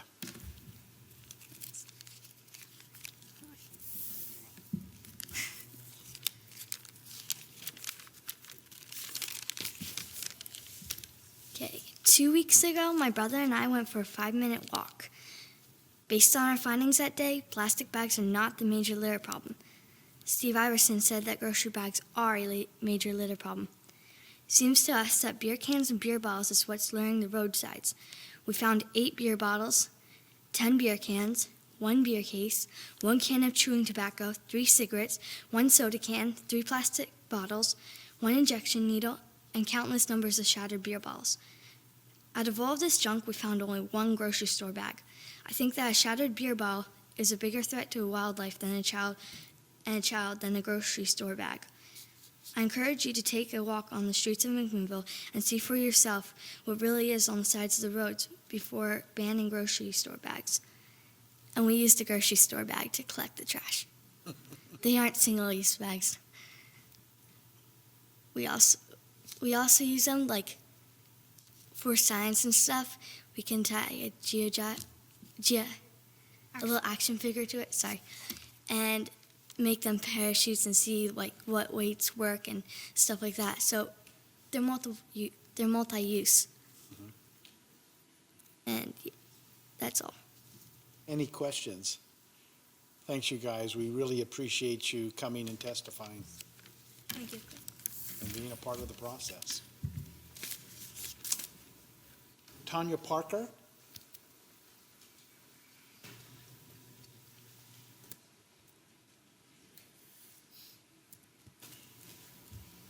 Hello, my name's Tana Parker. I live at 6605 Northeast Riverside Drive. I am very pro the ordinance of the Bag of Better campaign. I think it's a very simple thing that we as a community can do to keep a lot of trash out of our landfill. It's more important than ever with all the issues of climate change that we become a more sustainable community and that we lead by example and be the change that we want to see in the world.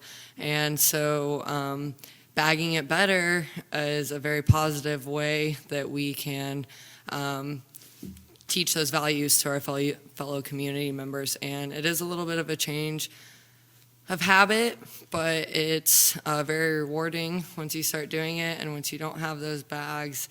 And it's a little bit out of maybe people's comfort zones because we're used to this convenient thing, but it's a very simple thing that we can do. And reusable bags are everywhere and they work well and they're durable and you can use them over and over again. So I'm very supportive of this ordinance, and I think it's a very important step that we can take towards a more sustainable life. Thank you. Any questions or comments? Thank you. Thanks. Jim Kreitzbeater? Kreitzbeater, okay, Jim. Welcome. Close enough. Yep. Do I have to sign in here? You do, no, we're squared away here. My name is Jim Kreitzbinder. I live on Northeast 9th Avenue in McMinnville now. I did live out in the country, and yeah, I would agree with people that you find a lot of beer bottles and fast food trash in the ditches, but the plastic bags blow away. And I live down a quarter-mile driveway, and they blew a quarter mile over to our house, you know. And so you don't find them immediately in the ditch because they blow away and are in the trees and the shrubs and stuff throughout the countryside. So I think it'd be a wise decision for the city council to pass this ordinance for the livability of the city and the people in the country too. And I think it's that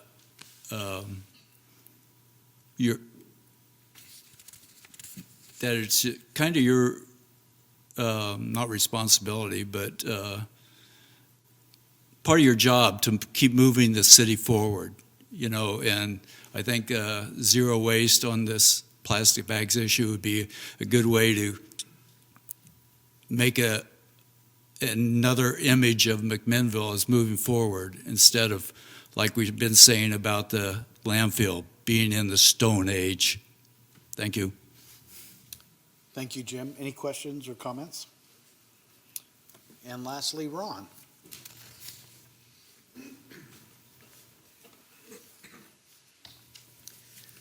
Thank you. Ron Olisar, 3300 Northwest Hill Road. I'm very much in favor of the Bag It Better proposition here. I was recently in California and with my family, and at the grocery checkout, indeed, there was, they asked if I wanted to buy a bag. We wanted to buy bags, and a dime each.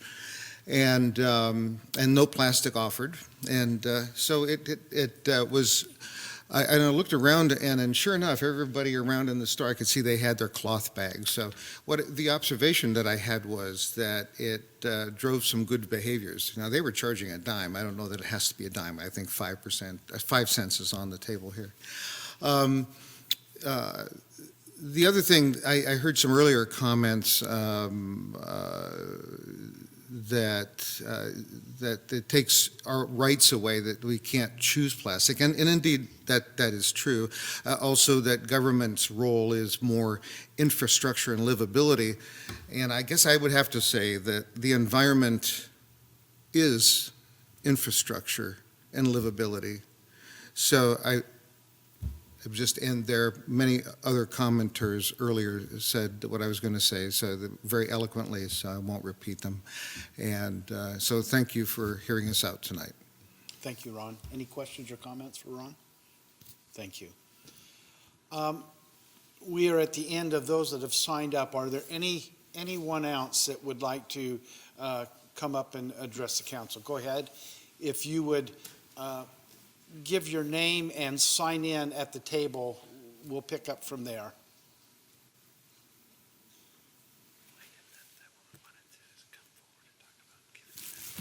I was going to refrain from show and tell, and commenting, but thank you, children. My name's Patricia Werfs. I live here in McMinnville. I am opposed to the Bag It Better, or whatever else anybody wants to call this campaign. I don't believe, as my husband stated, I also do not believe that this is the job of the city council. It's personal responsibility. I'll preface my next comment that I was born and raised in Oregon. If you want to be like California, if you want to be like Portland, if you want to be like Eugene or any other city or any other state in this country, you're certainly welcome to go live where you want to.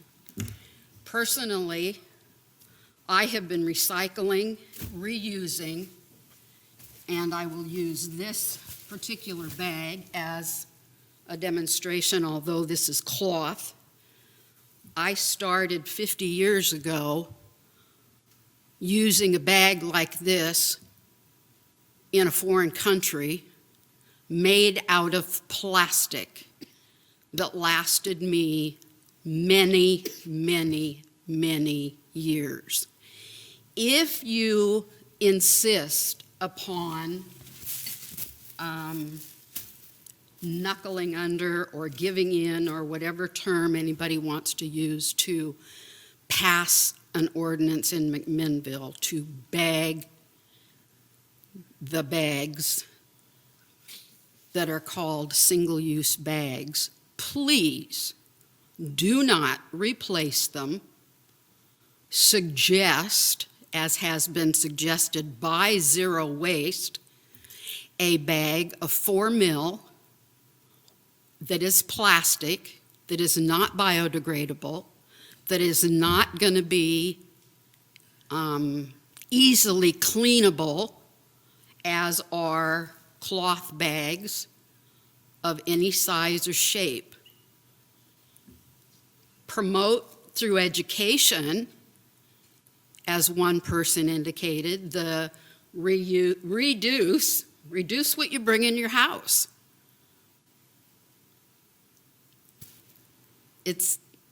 I don't believe it is the city council in any city's responsibility to decide what is the acceptable, appropriate type of plastic bag for any store. With all the exceptions that have been put out, you're either going to do it or you're not. I don't go with if you're on WIC, or if you're on SNAP, or if you're on this, or if you're on that.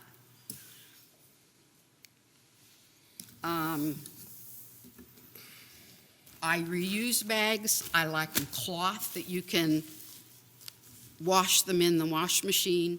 If I'm going to get a heavy-duty plastic bag that is only going to be cleanable by using bleach on it or some other type of strong cleaner, or a single-use sanitary wipe of some kind to clean that bag, you're not accomplishing a re-education, if that is what you want to do, is re-educate people, encourage people to use their own bags 4 minutes, of Mayor. whatever time or whatever kind they currently have. Thank you. Thank you very much. Any questions or comments? I just wanted to clarify, Freelinda, that we do not have the 4 mil in here. There was a bag that, according to the sample that was given at the last city council meeting and passed around, that was used as a, for example, Indeed. this bag. Yes, and Okay. and This is and, 2 point. you are absolutely correct that bag was given as an example, but then the conversation that ensued was very parallel to what you're saying right now, which is if this is going to move forward in the form of an ordinance, it's going to be for all of the plastic bags at the checkout station. So the council didn't choose to move forward with that 4 mil option. I'm just saying that conversation paralleled what you just said now. Has it been, and I hadn't thought about this until tonight as far as the mill. The bag this lady brought, if that is a plastic bag similar to ones you can buy at almost any of the stores, do we know what mill that is? Does anybody have? I think that I might be speaking out of turn but I believe the bag that she presented is a purchased reusable bag. Right, So right. And that was one of the other suggestions, was purchase a reusable bag such as, I was just trying to show there are many options. Yeah. One-use bag. Right. I actually like my basket the best. but that's another misnomer on this single-use bag. Those aren't single-use bags. For some people, and maybe that's how they're made, designed to be a single-use bag, but there's not an individual that I know that's a single-use bag. So, understanding that there was an issue there to be addressed by Councilor Drabkin, we're beyond that now and beyond the 4 minutes for testimony. I know So, that. Okay. I was just, Yep. Thank you very much. Thank you. thank you. Okay. One more?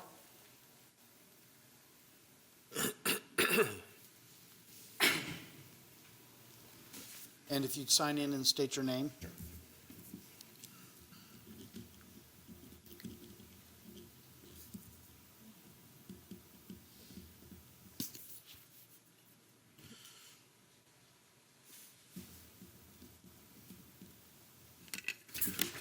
Good evening. My name's John Harbor. We live at 21730 Southwest Westview Road up in the Eagle Point subdivision. My wife and I arrived here in McMinnville approximately 10 years ago. And as we were living in McMinnville and commuting from work where we live out in the beautiful countryside, I noticed all the trash, and I felt compelled to write a letter to the editor of the News Register about the trash and how we had traveled here from Indianapolis, Indiana, which is a city that's of much larger size. And I had noticed that the trash was an equal amount, it seemed like, in ditches, in streams, as a gentleman mentioned earlier, hanging in trees, and they look like almost like Christmas ornaments in the trees out in our area. People like to use those as dumpsters for some reason, and it's very disconcerting to drive through that. I also want to mention that as we lived here longer, we saw the community come together, and they send out people who pick up litter, the litter patrol, the people who go along the ocean front and pick up the trash on the ocean. What a wonderful thing. What a positive thing to do for our environment. As we're attacked, our environment is attacked constantly by large corporations, fouling our waterways, polluting our air. This is a very simple and very easy thing for a small town like McMinnville to do. And I believe that it is the city council and all government's job to take care of the common good. And obviously the common good is for our environment, the place we live, the place we exist, to not be full of trash, and especially trash that won't decompose. People will change their habits. They do that. And I would encourage the council to pass this ordinance so that they can assist those people in changing their habits now and making our environment a good place to just exist in. Thank you. Any questions or comments? Thank you. Thank you. Well, at this time, I'm going to close the public hearing and thank the citizens of McMinnville for sharing their thoughts on this important item that's before us right now. This is one that we've had many discussions. It's not something that's just come overnight, but we've had many discussions, and we are excited to hear both sides of your opinions tonight, so thank you. With that being said, we're to a point right now where we're going to have a discussion among the counselors and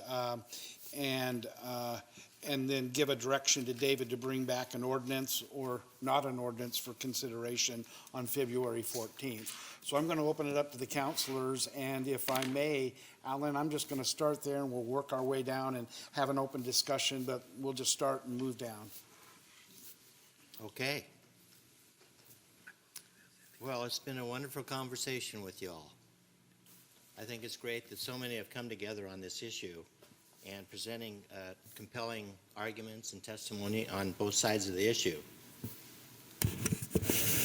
And that they're very compelling. Government interference has been listed. Who wants that? Since we are the government, pretty much. Bringing people together for a common good. It is these small steps add up to big results eventually. A better way.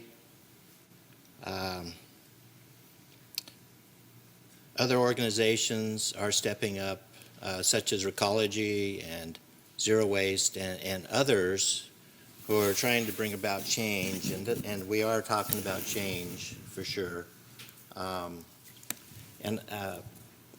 It's all good. I think that just from hearing everybody, and the mayor mentioned something, that we just, as a community, coming together like this civilly is a great example, and it makes our day, and it's wonderful to see, and appreciate everybody that's testified.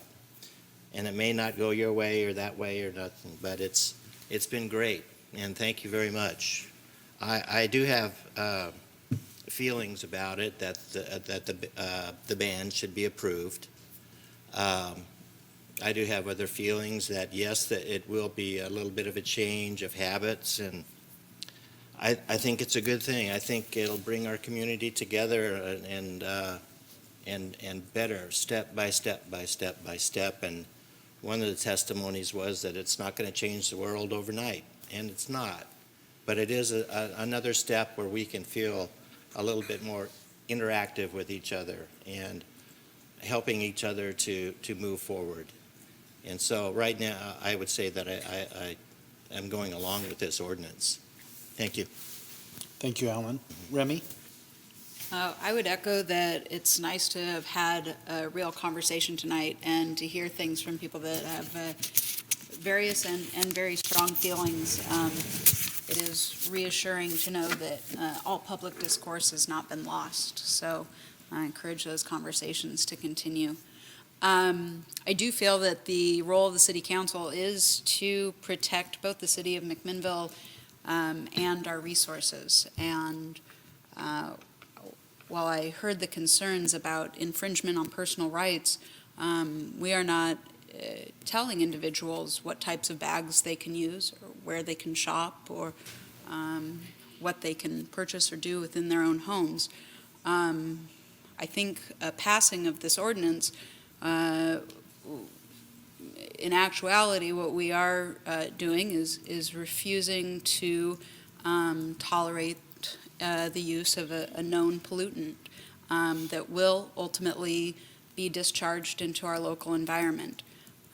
The city does monitor water discharge from certain types of businesses, solid discharge from certain types of businesses, air particulate. We monitor noise and only allow for a amount of noise pollution and air pollution to take place. And I think that we are in our rights to set a restriction on what types of discharge will be tolerated from certain types of businesses. Now, this is, as was pointed out, it is not an outright ban on all plastic bags, and I think that that actually falls in line with those other things I brought up. Some businesses are allowed to use materials that are caustic or extremely acidic, but only in measured amounts. Some businesses create some hazardous waste in the work that they do, but that too is limited so that there will not be an overall larger impact on the community.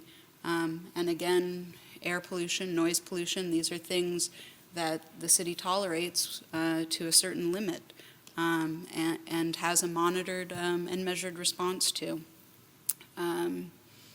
So for all of these reasons, I feel that we are acting within our rights, and really we are doing what we've been charged to do by looking at this. We've gotten overly supportive feedback from the retailers, and those retailers really will be those that are greatly affected. And so those are my thoughts, and thank you. And thank you again for everybody that came out this evening. Thank you, Remy. Wendy? I would like to support or also support the idea that we have a Sure. I'd like to also thank everybody for coming out. One of the benefits that we have being in McMinnville is we have citizens who really care about what happens in our town, and not all communities have that. So I really thank everybody for coming. And I feel that together we make better decisions when we have everybody able to voice their opinions about different topics that come up. I will also say that as a government, I feel like one of our roles is to take in all that information and try to make decisions that will will provide for the greatest public good for our town. One of our responsibilities is to decide what businesses who come and locate here, how they function within our community. And part of that is how the bags that they use. So I do think it is within our role as government to be able to address that. I feel that this is a really good step that we can make. Plastic bags are not biodegradable. We do have challenges as a city with our resource stream that is going to landfills, and I think it's a good role for us to play to make a decision that helps to reduce that in any way that we can, and this is a way that we are able to do that.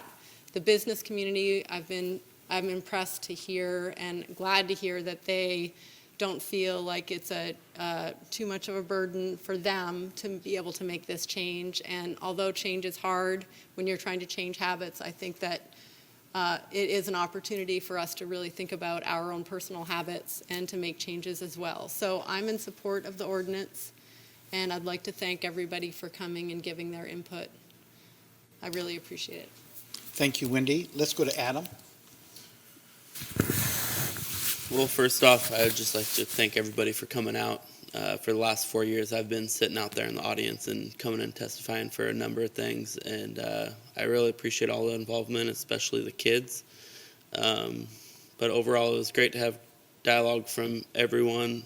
The written testimony we got was very insightful, and overall, I would say that, philosophically, I think that there is limits that government should take, but from where we've stood as a city on the landfill expansion and what we've promoted as a city is livability and whatnot, I do feel that it is time for the rubber to meet the road and us to pass a ban of this nature.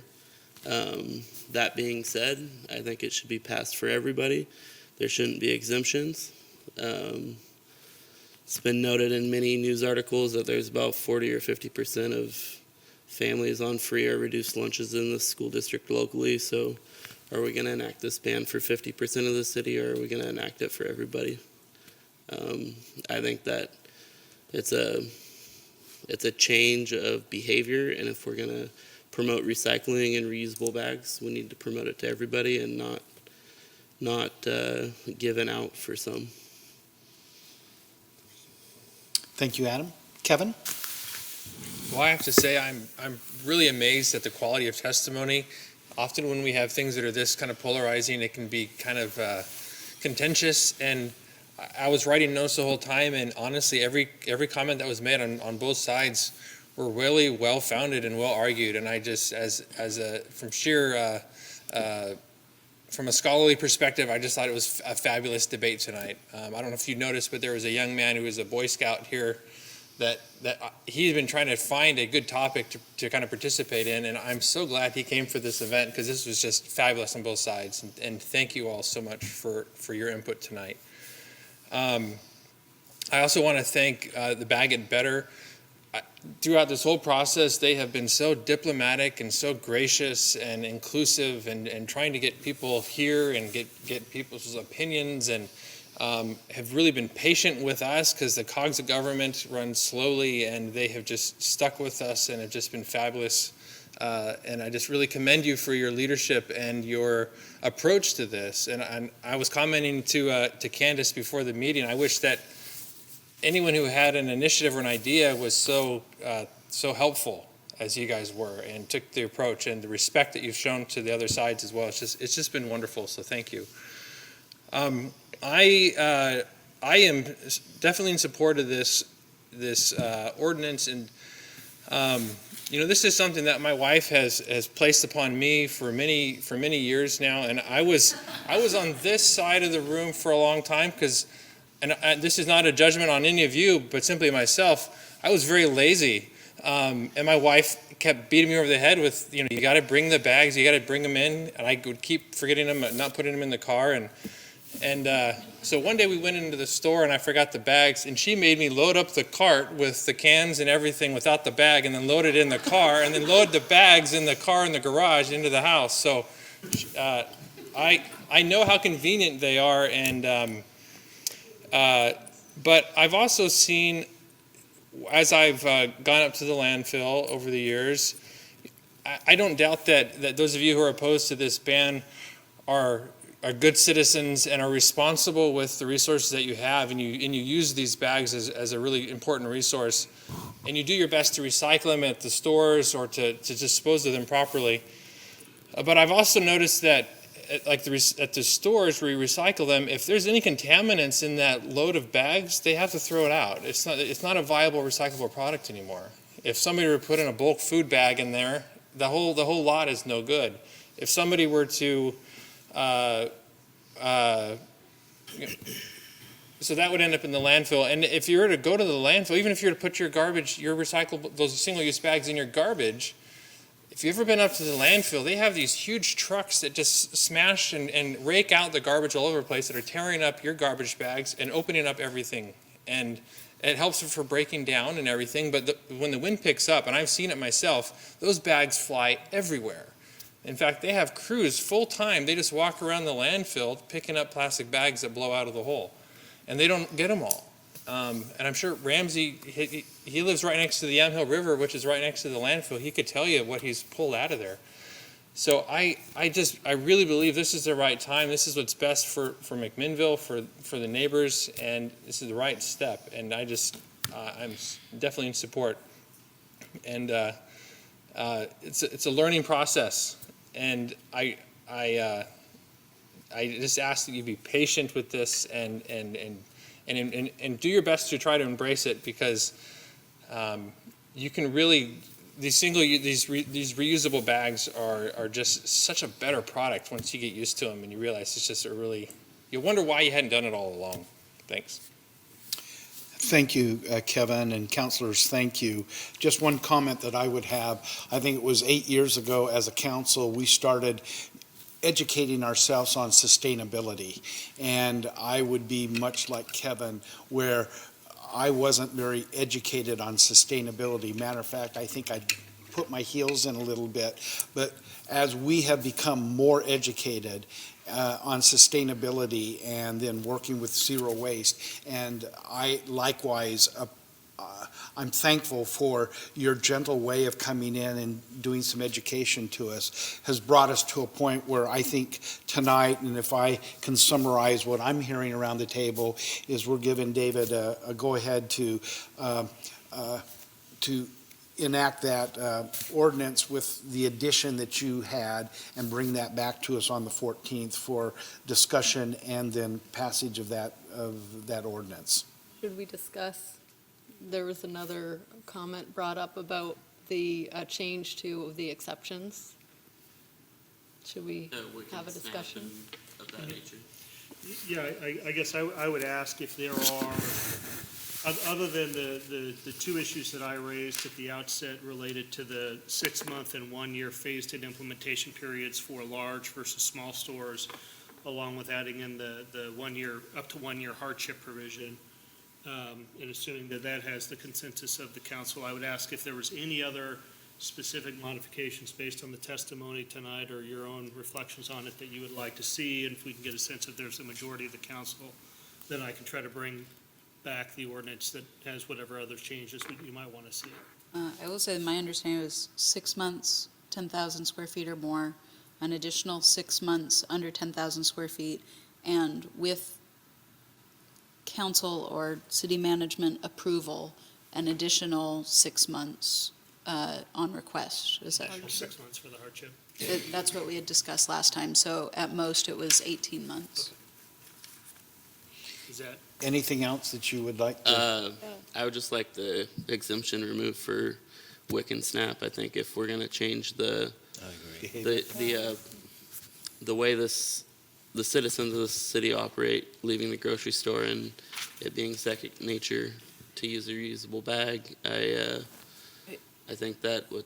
Isn't the exemption on the charge, not on the bag? Right. Correct. Yeah. Yeah. As it's, I'll direct you to it. It's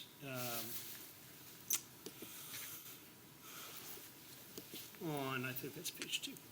Yep, on page 2 of the ordinance there, 5.36.050 exemptions, and it's number 4.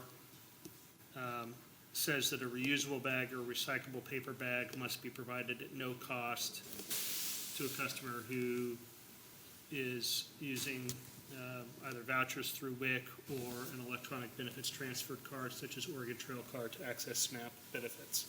So it's simply a waiver to the 5-cent charge. Yeah, and I think the 5 cent, the whole reason for that, as far as Bag It Better presented it, was it's a gentle reminder that, hey, you forgot your bag and we're trying to promote recycling and reusable bags. So it's a very small fee, but it does remind you that you don't just have a free pass every time you come and you always forget your bag. So I think that that reminder should be there for everybody. Yeah. Sense. Yeah, and I it's see 4 nods, it's happening.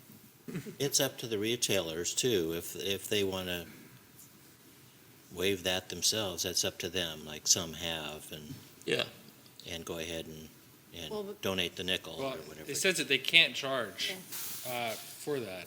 So there are 2 ways to do that. One is to eliminate the exception altogether. One is to change the shall to a may to give the So leave it up to. retailer the Okay. option of waiving the 5 cents. I'm a bit sensitive on this one. We're making these hardship exemptions for the businesses, but there's also the case where the individual, especially, maybe not so much with the WIC, but certainly with the Oregon Trail Card, where they won't have any money in their pocket to pay for a bag. So,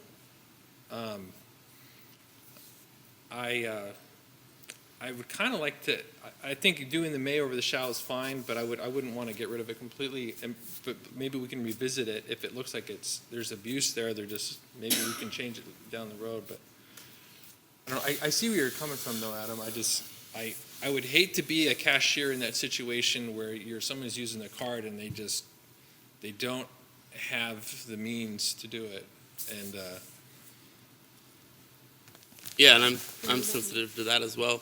I just think if we're trying to promote, reusable bags and recyclability, that it needs to be reminded and it needs to be ingrained into all the citizens and not just 50% of them. perhaps using a paper bag in January, they might remember to bring their reusable ones next time, because it's not a good product. Well, Kevin, I have to say I'm with you. I mean, what I really like what this ordinance is achieving is the banning of the single-use plastic bags. And yes, the consequence, then the ultimate consequence is a change in behavior in trying to get people to use reusable bags. But we are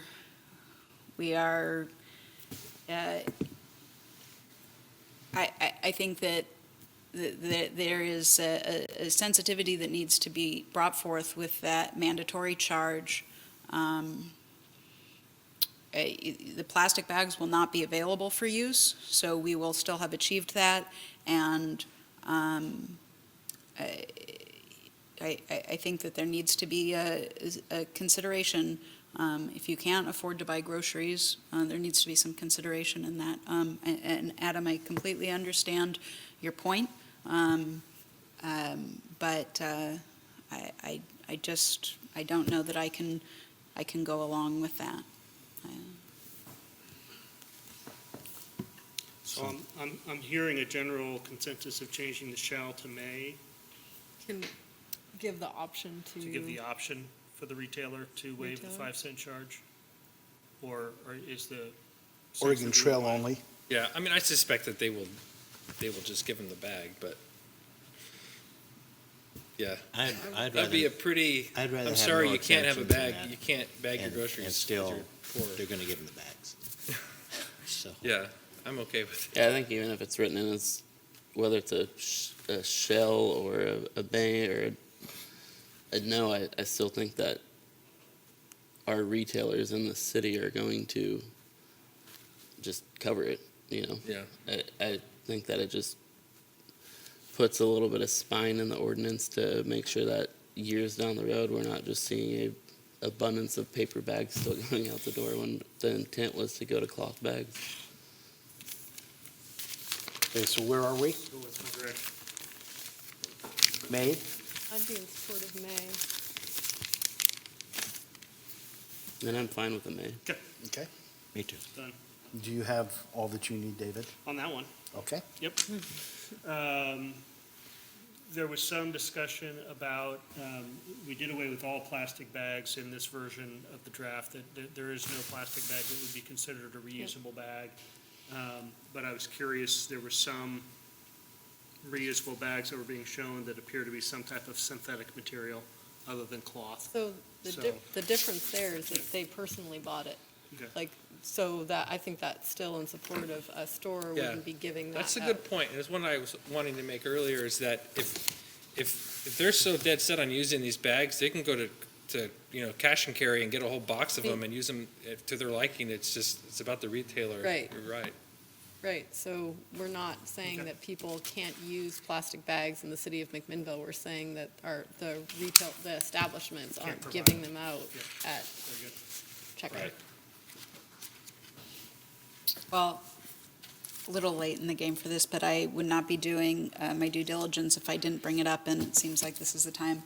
I did have somebody unfortunately, they would not put it in writing, but I did get a verbal berating that 5036020AI, which is the allowance for packaged bulk items such as fruit, vegetables, nuts, grains, candy, or small hardware items, was left included in this. And so I am bringing that to the attention of the council because there was it was seen as being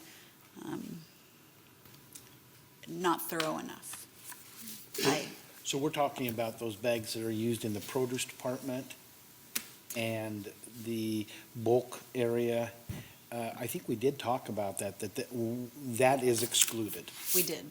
Right. And also those that would be put around meat, because we read a little bit today that dripping meat in a cloth bag can lead to other types of things. So those bags need to be, where are we in our?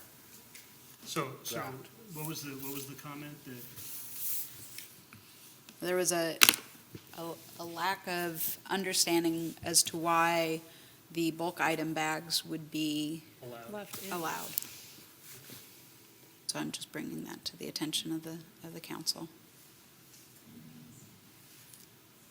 But it is by our desire that that's there, because we understand, we just need to tell the story a little better, I would say. Yeah. I think we need to leave that in there. Yeah. I mean, there needs to be a way for them to put their produce and their meats and. Oh, I couldn't hear you either. sorry. I'm a soft talker, sorry. We're talking about the produce bags and bulk goods bags.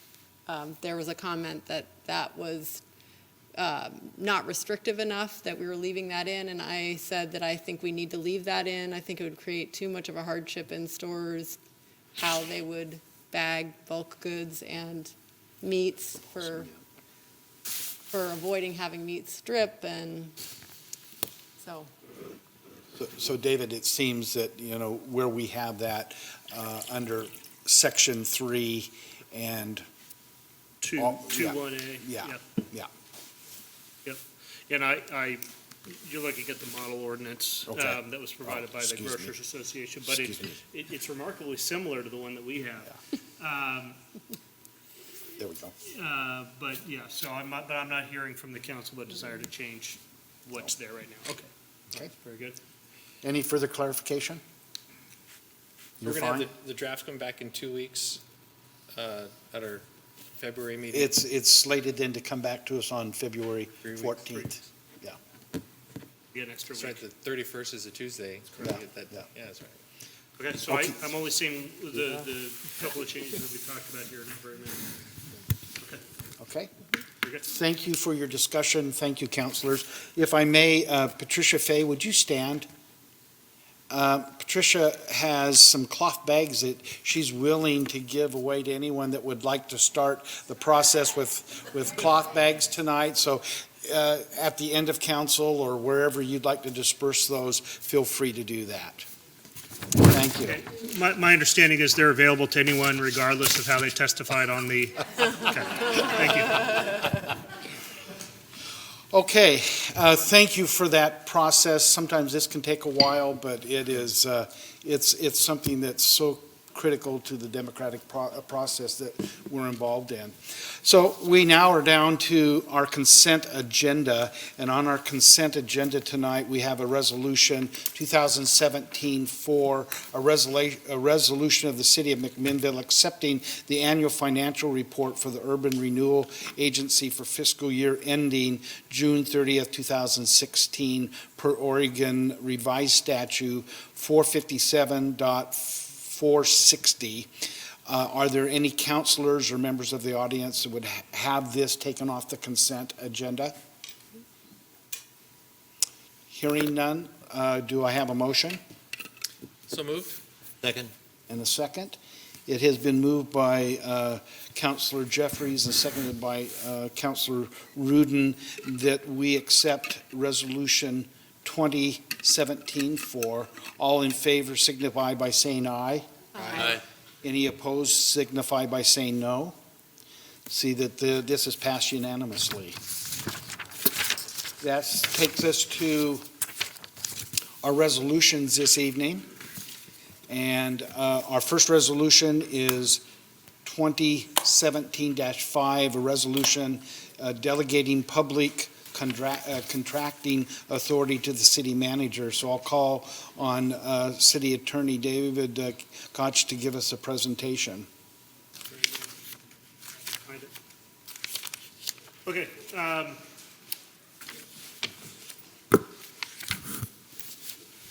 give folks that don't want to stick around for this an opportunity to get up and leave without disturbing the presentation.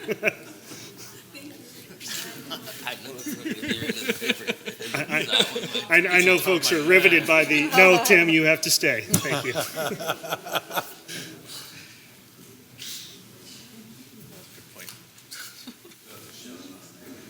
That is a shall stay, Tim.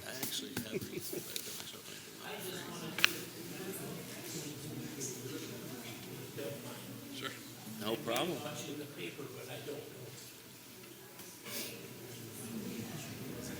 How are you?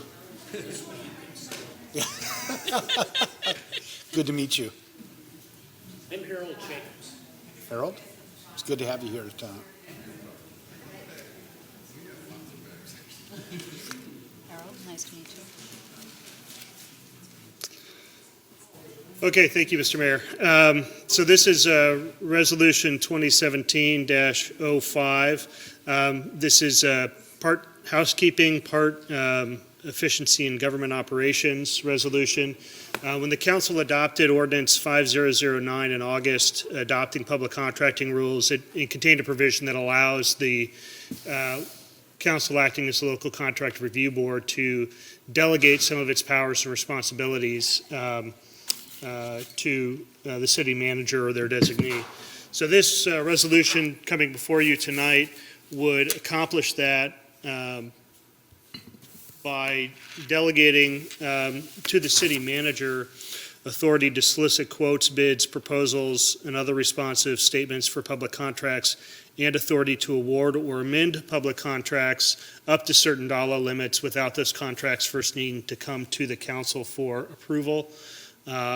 Within Oregon public contracting law, there are various levels of solicitation, formality in the solicitation process when awarding public contracts. Generally small public contracts in the range of $5,000 to $10,000, depending on the type of contract, can be awarded without competitive process. Public contracts for goods and services up to $150,000 or public improvement contracts up to $100,000 may be awarded on the basis of informal solicitation processes like request for quotes. Whereas contracts over that amount are required to go through a formal sealed bid process that are advertised in the paper and have a specific deadline for receiving those bids, and they're kept sealed until the deadline. What this would allow is for the city manager to approve the award of contracts so long as they are budgeted and included within the budget that was approved by the council for each fiscal year. Up to half of the informal solicitation limits without needing to bring those to the council.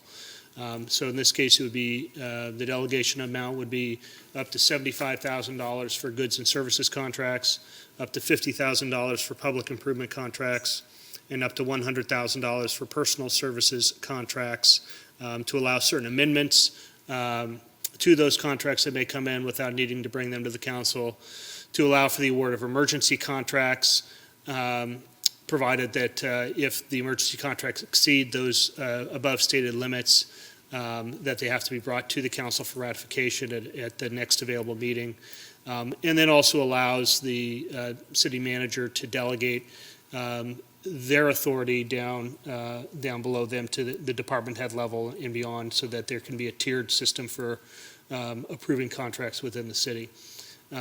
This does not provide for any waivers of Oregon budget law, which require that all expenditures be budgeted for, nor does it relieve the city manager or their designee from the legal prohibition of approving funds that are not authorized and budgeted and being personally responsible for repaying those expenses if they step outside the line.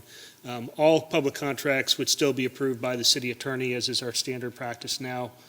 So there is an internal control process for that. And so this is coming before you tonight for consideration of resolution delegating authority. Thank you, David. We had a discussion at our dinner meeting tonight. So any further discussion among the council? How would council be informed of these decisions? Would they all be after the fact, or would there be any information dispensed to council ahead of these contracts? So the reporting to the council would be after the fact, after they've been approved. Right now, there are certain contracts that are approved of smaller dollar amounts that are being approved and have historically been approved by the city manager or designee. The typical process is to report them after the fact once you've delegated authority. And we get the statements from Marcia in our packet, but they don't really highlight those that are contractors. So this is a good discussion point. Anytime a public agency spends money to receive something in exchange, that is a public contract. Not necessarily a written contract, not necessarily with a contractor, but if the city buys office from Staples or Quill, that is a public contract. It's spending money and receiving goods in exchange for that money. That's a public contract. You're not seeing all of those coming before the council before those expenditures are made, because we're operating under an informal delegation. I appreciate that. Yeah, and so the idea here is that we're simply recognizing that for efficiency of operations, there needs to be some defined limit for what that is. This was found to be consistent with comparable sized cities within Oregon. We surveyed the five cities larger than us, 5 cities smaller than us, and found the range to be between $50,000 and $100,000 for all contracts. In this case, we pegged it to what is half of the informal solicitation amount. What is our approval rating? Not our city council approval rating, but what is our the regularity that we approve these contracts 100% of the time when they come before us?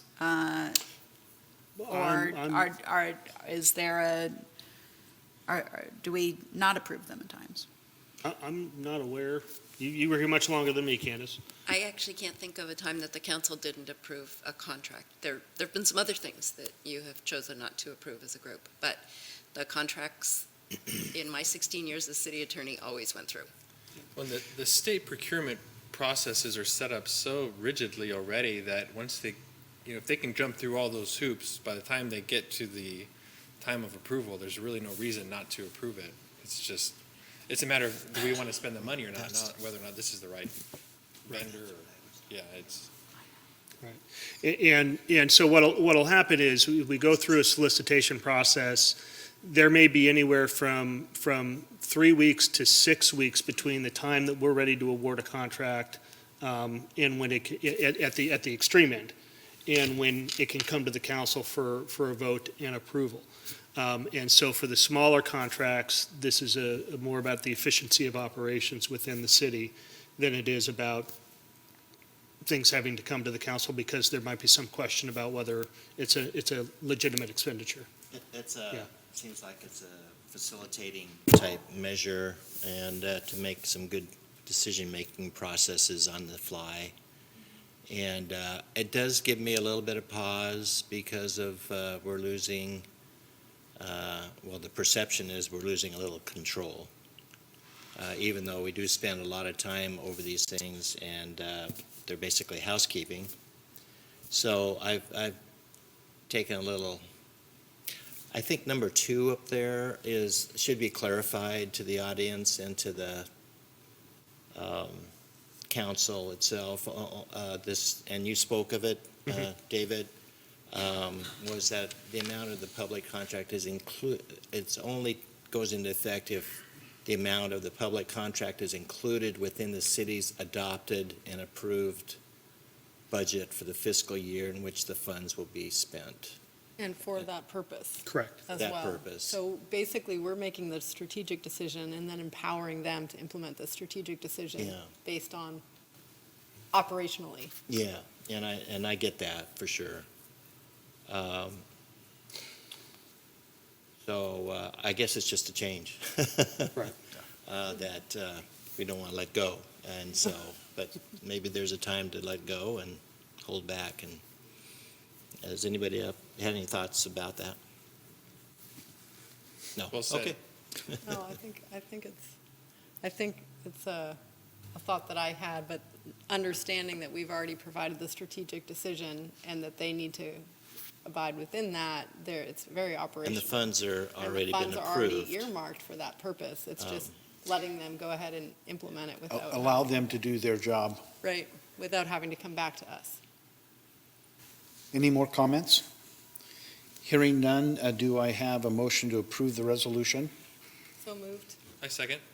Okay, it has been moved by Councilor Stassens, right?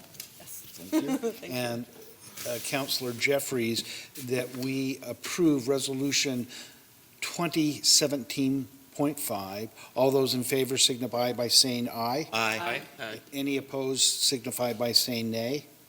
And state that this has been approved unanimously. That takes us to Resolution 2017.6. It's a resolution establishing the revised system development charges, or the SDCs, pertaining to parks and recreation, sanitary sewer, and transportation, and repealing Resolution number 2007-4 and Section 2 of Resolution 2015-24. And Mike, we'll turn this over to you.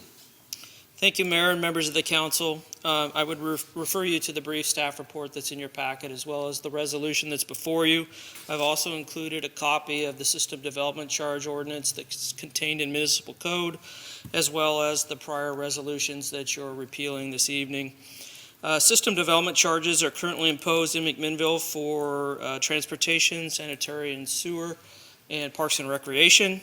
The purpose of system development charges is to apportion share of the costs of the impact of development upon the developer. So the burden they're putting on the public infrastructure is shared through system development charges that are then applied to capital improvement projects to expand those systems. So your system development charge ordinance does allow for the annual adjustment of the charges to reflect the increase in construction costs. It's an inflationary factor.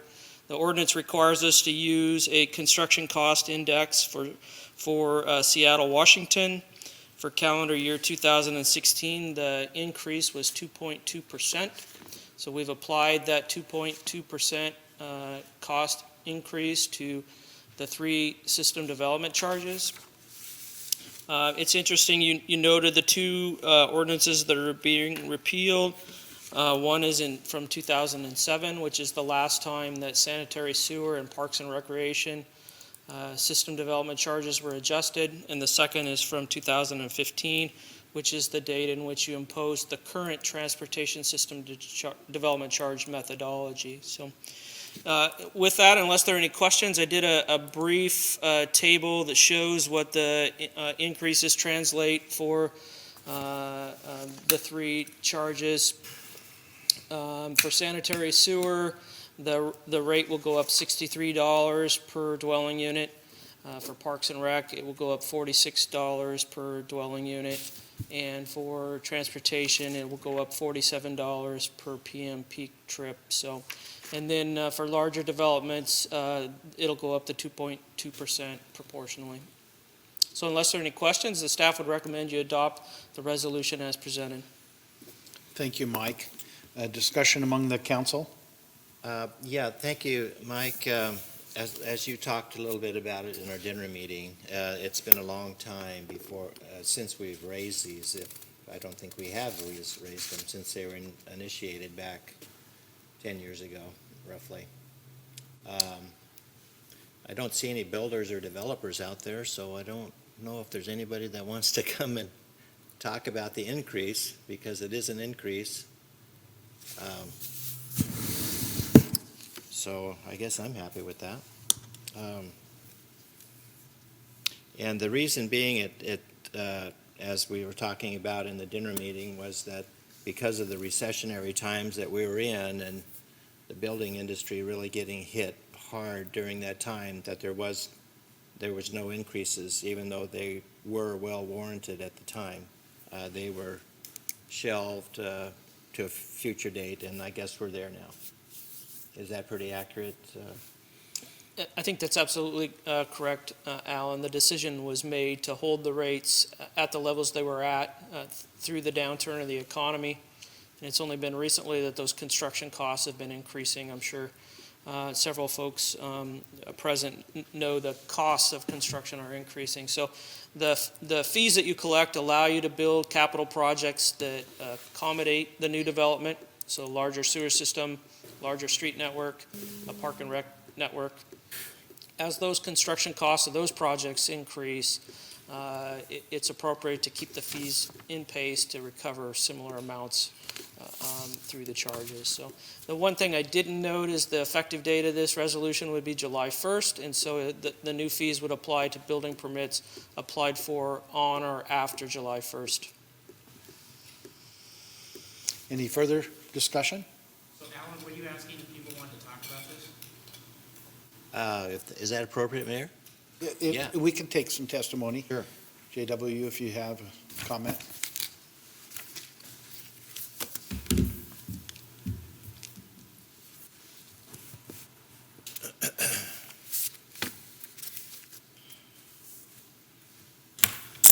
JW Milligan, 624 Northeast 2nd. I didn't come prepared to talk on this, but I have a problem with system development charges because I think they're way too high here in McMinnville.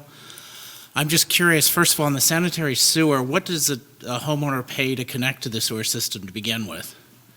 Because it looks like about a $10,000 charge per house with these increases.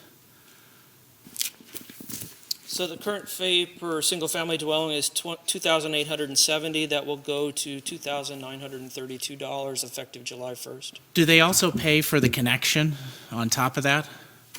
That is the connection fee. That's complete. I guess some of it, I think, like to do a shopping center in McMinnville is $500,000, and I don't quite understand that. And a lot of those fees that I've seen the city council adopt here about a year ago or 2 years ago were based on what other cities charged, not based on what the cost is to the city. So I'm just wondering if you should reevaluate all the charges to see if they were correct to begin with.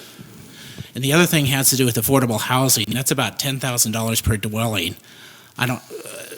Have you guys made allowances for affordable housing at all in those charges? We recently passed a resolution. It did go through? Mm-hmm. Okay, that's just my concerns. Thank you. Thank you. I think he raises an interesting point. These aren't to offset the cost of the actual hookup. It's the impact that establishment has. The long range. Yeah. So it's their way of it's a way of putting a price on something that is going to be used. You know, it's setting a. I'm trying to think of the word, but it's setting like I forget the word. Anyway, it's late. Mark has a comment. Mark's going to set us straight. I'll keep it brief. Mark Davis, 652 Southeast Washington. I have to disagree with my friend JW. I think that the SDC charges in McMinnville are very reasonable. Obviously, nobody wants to pay them. I understand that. And it would be great if we didn't have them. Then housing would be, $10,000 more affordable.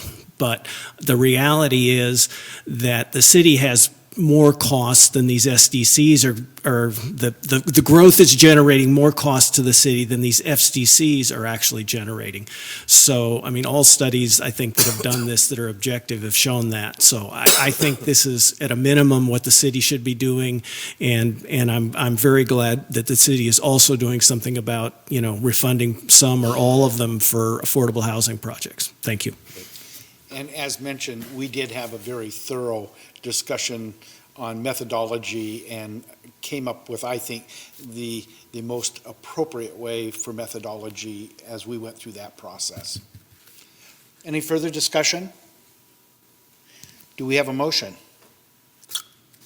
I'll move. I'll second. Motion that. Okay, so it's been moved by Councilor Rudin and seconded by Councilor Garvin that we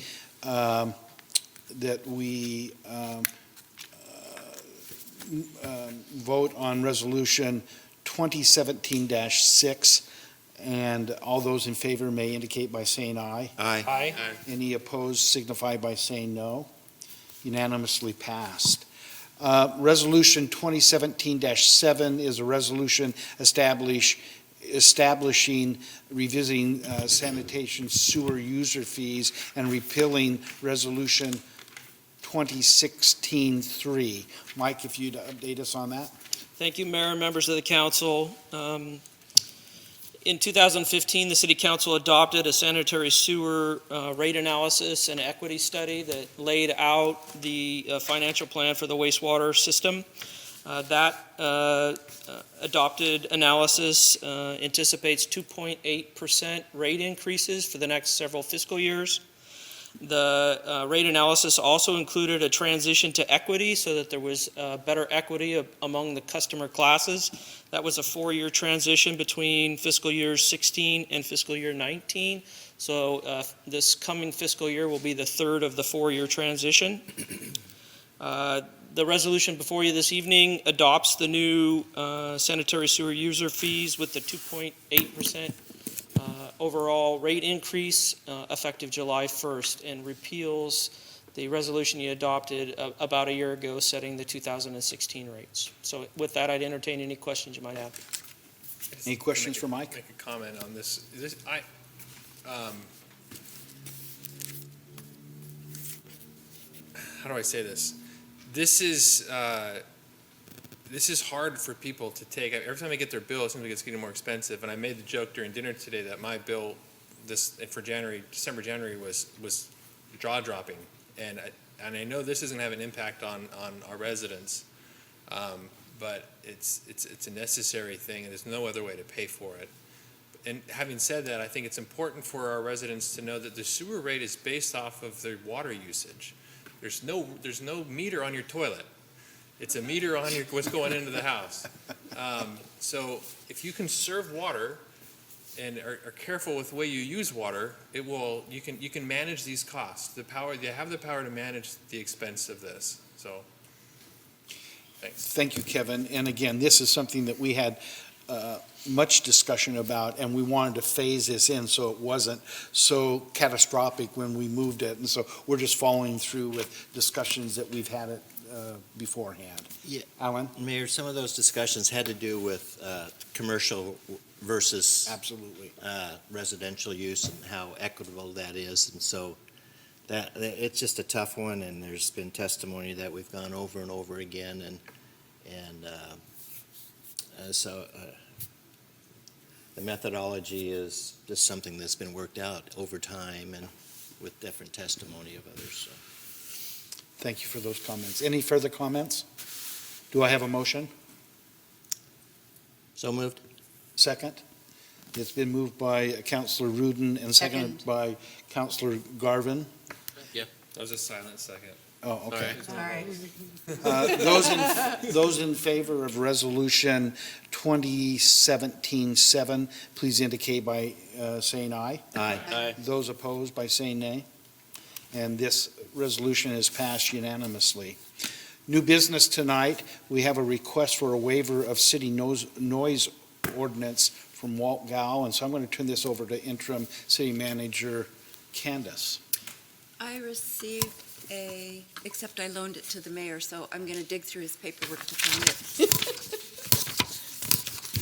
It could be anywhere. That's what I get for scribbling notes to the mayor during the meeting.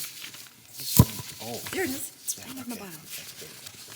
Yay, Saving thank those you. for public record. On January 6th, I received an email from Walt Gowell. He is lucky enough that his son is getting married in August this year, and the son and the bride-to-be would like to have a live band outdoors after the wedding ceremony and dinner, I believe. Walt's going to correct me wherever I go wrong. The city does have an ordinance that requires that any time that someone plays amplified music outdoors, and I'm sorry, I'm trying to speak as loudly as I can. It's not a microphone, it just records. So we do have an ordinance that says that if you're going to amplify music outdoors, you need to get the approval of the city council in order to have that take place. The council has considered, in the 16 years that I worked here before I came back as the interim, the council considered maybe 5 or 6 of these waivers. I asked Mr. Gall if he could be here tonight. Of course, he was going to be here anyway, but I asked him if he could be here tonight to answer any questions that the council might have. And if I can answer any questions, I'd be glad to, assuming that the council finds no problems. Oh, I should tell you also that Mr. Gall intends to, within no more than 30 days, or within 30 days of the wedding ceremony, he will notify all the neighbors and will, I believe, invite them all to the wedding. I know I invited Remy for you tonight. The neighborhood will be notified, everybody who will be within the sound distance. And if the council does choose to approve this waiver, if you would direct me, I would write a letter to Mr. Gall letting him know that he's got the waiver, and that would take care of the issue. So any discussion among councilors? Candace, could you talk about the parameters around that? They're letting the neighbors know, are those the only parameters that would go along with that in the letter? Yes, in the past, we have tried to ascertain like what a decibel level would be that the sound was going to arrive at and everything, and it's almost impossible to do that. So the council in the past has just requested that the person who is asking for the waiver provide notice to the neighbors. And what would happen if there was any concern expressed to the city from any neighbors? Mr. Gall's children's next wedding would have to be quiet. Yeah. Okay. We don't have any sort of punitive comeback. Okay. Can I correct just one item? Uh-oh, what did I mess up? I'm not invited. Well, that might affect the decision. Old Cal, No, not really. 1325 Northeast 16th Street. We intend to invite the neighbors to the music after the wedding. So, I think I had that right. For the wine and hors d'oeuvres, they could come, right? there'll still be plenty to eat.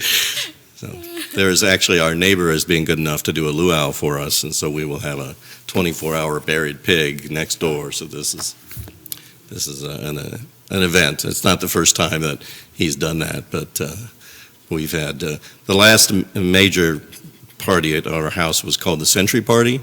When I was 51 and my wife Shelley, who's back behind, was 49, we held a Century Party. And we had quite a number of people who came. And at that time, we didn't even think to ask for a permit. But this time, rather than take a risk with our son's wedding, we thought a permit would be appropriate. And it appeared that the council had the authority to make an exception for responsible parties. So I hope I'm responsible. Thank you, Walt. Thank you very much. Can I, Go if ahead. you don't mind, first, Yes. congratulations. Thank you. Both of you, congratulations. I'm Sorry that I didn't realize that you needed this allowance the last time I threw a party with a live band. Yeah, it was an excellent band. And well, that leads to my follow-up. What kind of music? I believe similar. Oh, fantastic. Probably a little bit of everything, but I've heard a tape. It's a very, very good band. You should enjoy it. I would advise that we're not allowed to inquire into the content of the Oh. speech in setting regulations. So.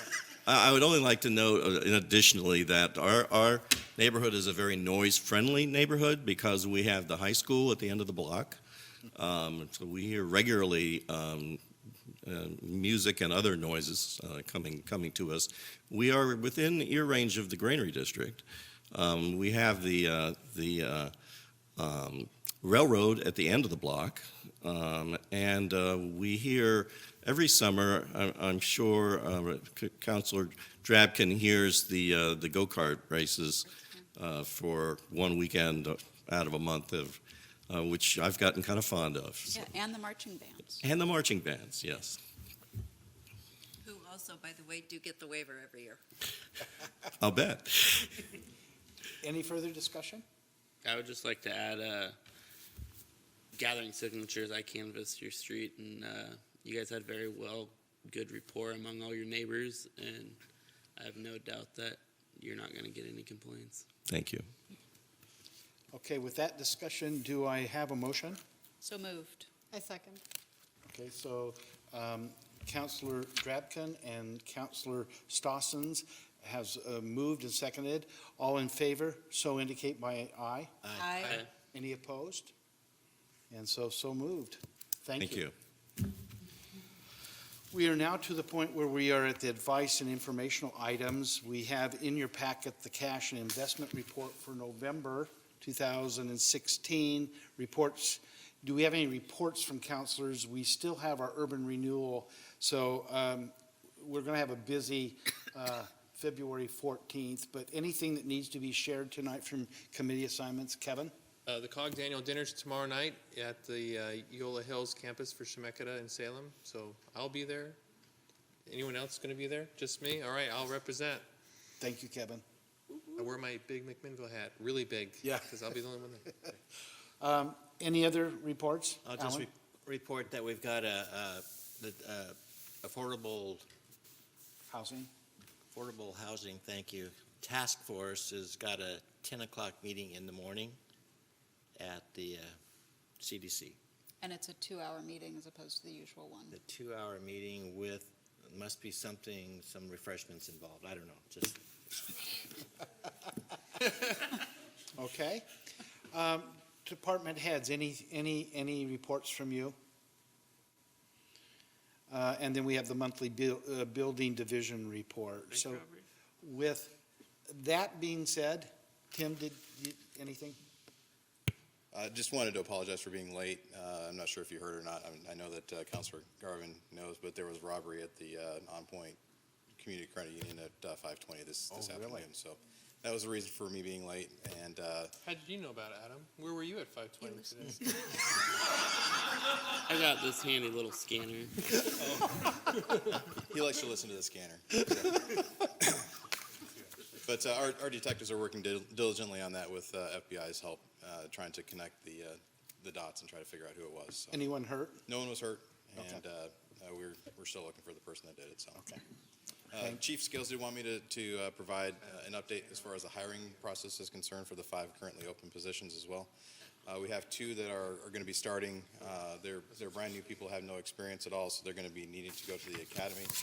They both start on February 21st, where they'll be sworn in, they'll do their orientation, and then they go to the academy starting March 20th. Then we have 2 others that are going to be provided with unconditional job offers. We just have to get them in to get their start dates. I don't have the exact start dates yet. And then we have a currently open process on the National Testing Network that we contract with that closes on Friday, that we'll be hoping to fill that 5th position with. Thank you so much for the update. Okay, I'm going to close the council meeting. And now we are going to move into an urban renewal agency and an urban renewal board joint meeting. So Heather, if we've got board members from the the Citizens Advisory Committee, if they could come up and sit with us on the sides. Yeah, Can you give us a couple They minutes to can put sit some up chairs here. up? Yeah, I'm happy to wait down. I've been Salem that offers the jobs at Chemeketa, and it's like $5. Oh, really? There's no class. Sit right here. We only have two of us. You can get the books off Amazon. And Dave's actually a big ham radio guy. We do have a few chairs up here, you guys. We can fill in. Sit up there, have fun. Yeah. You want us up there? Yeah, we've got 3 chairs, so Those yeah. guys really geek out on this stuff. Yeah. We're gonna have you run the joint meeting. Even We've during, already like, given the you enough. craziest storms, all they're talking about are antennas and frequencies and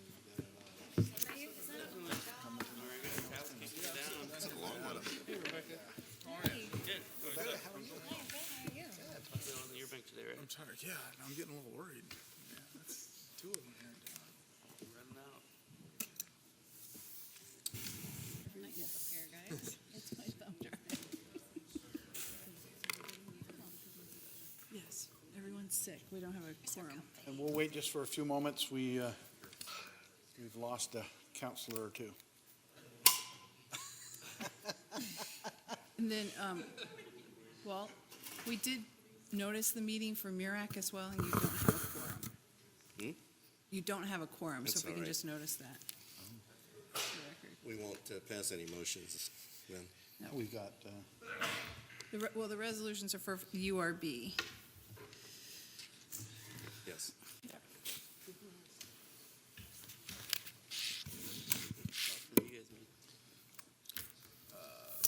okay, I'm going to call the joint meeting to order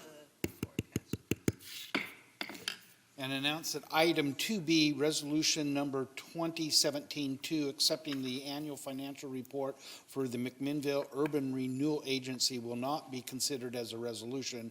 Rather, a review of the annual financial report will be presented following the 5-year strategic plan. And so I'm going to turn the time over to Heather for a presentation. Is that correct? Yes. So, good evening, City Council, in your role as Urban Renewal Board members and MURAC members. I do want to recognize for the record that MURAC does not have a quorum tonight. We did have several call in late today with illness, so hopefully they're feeling better.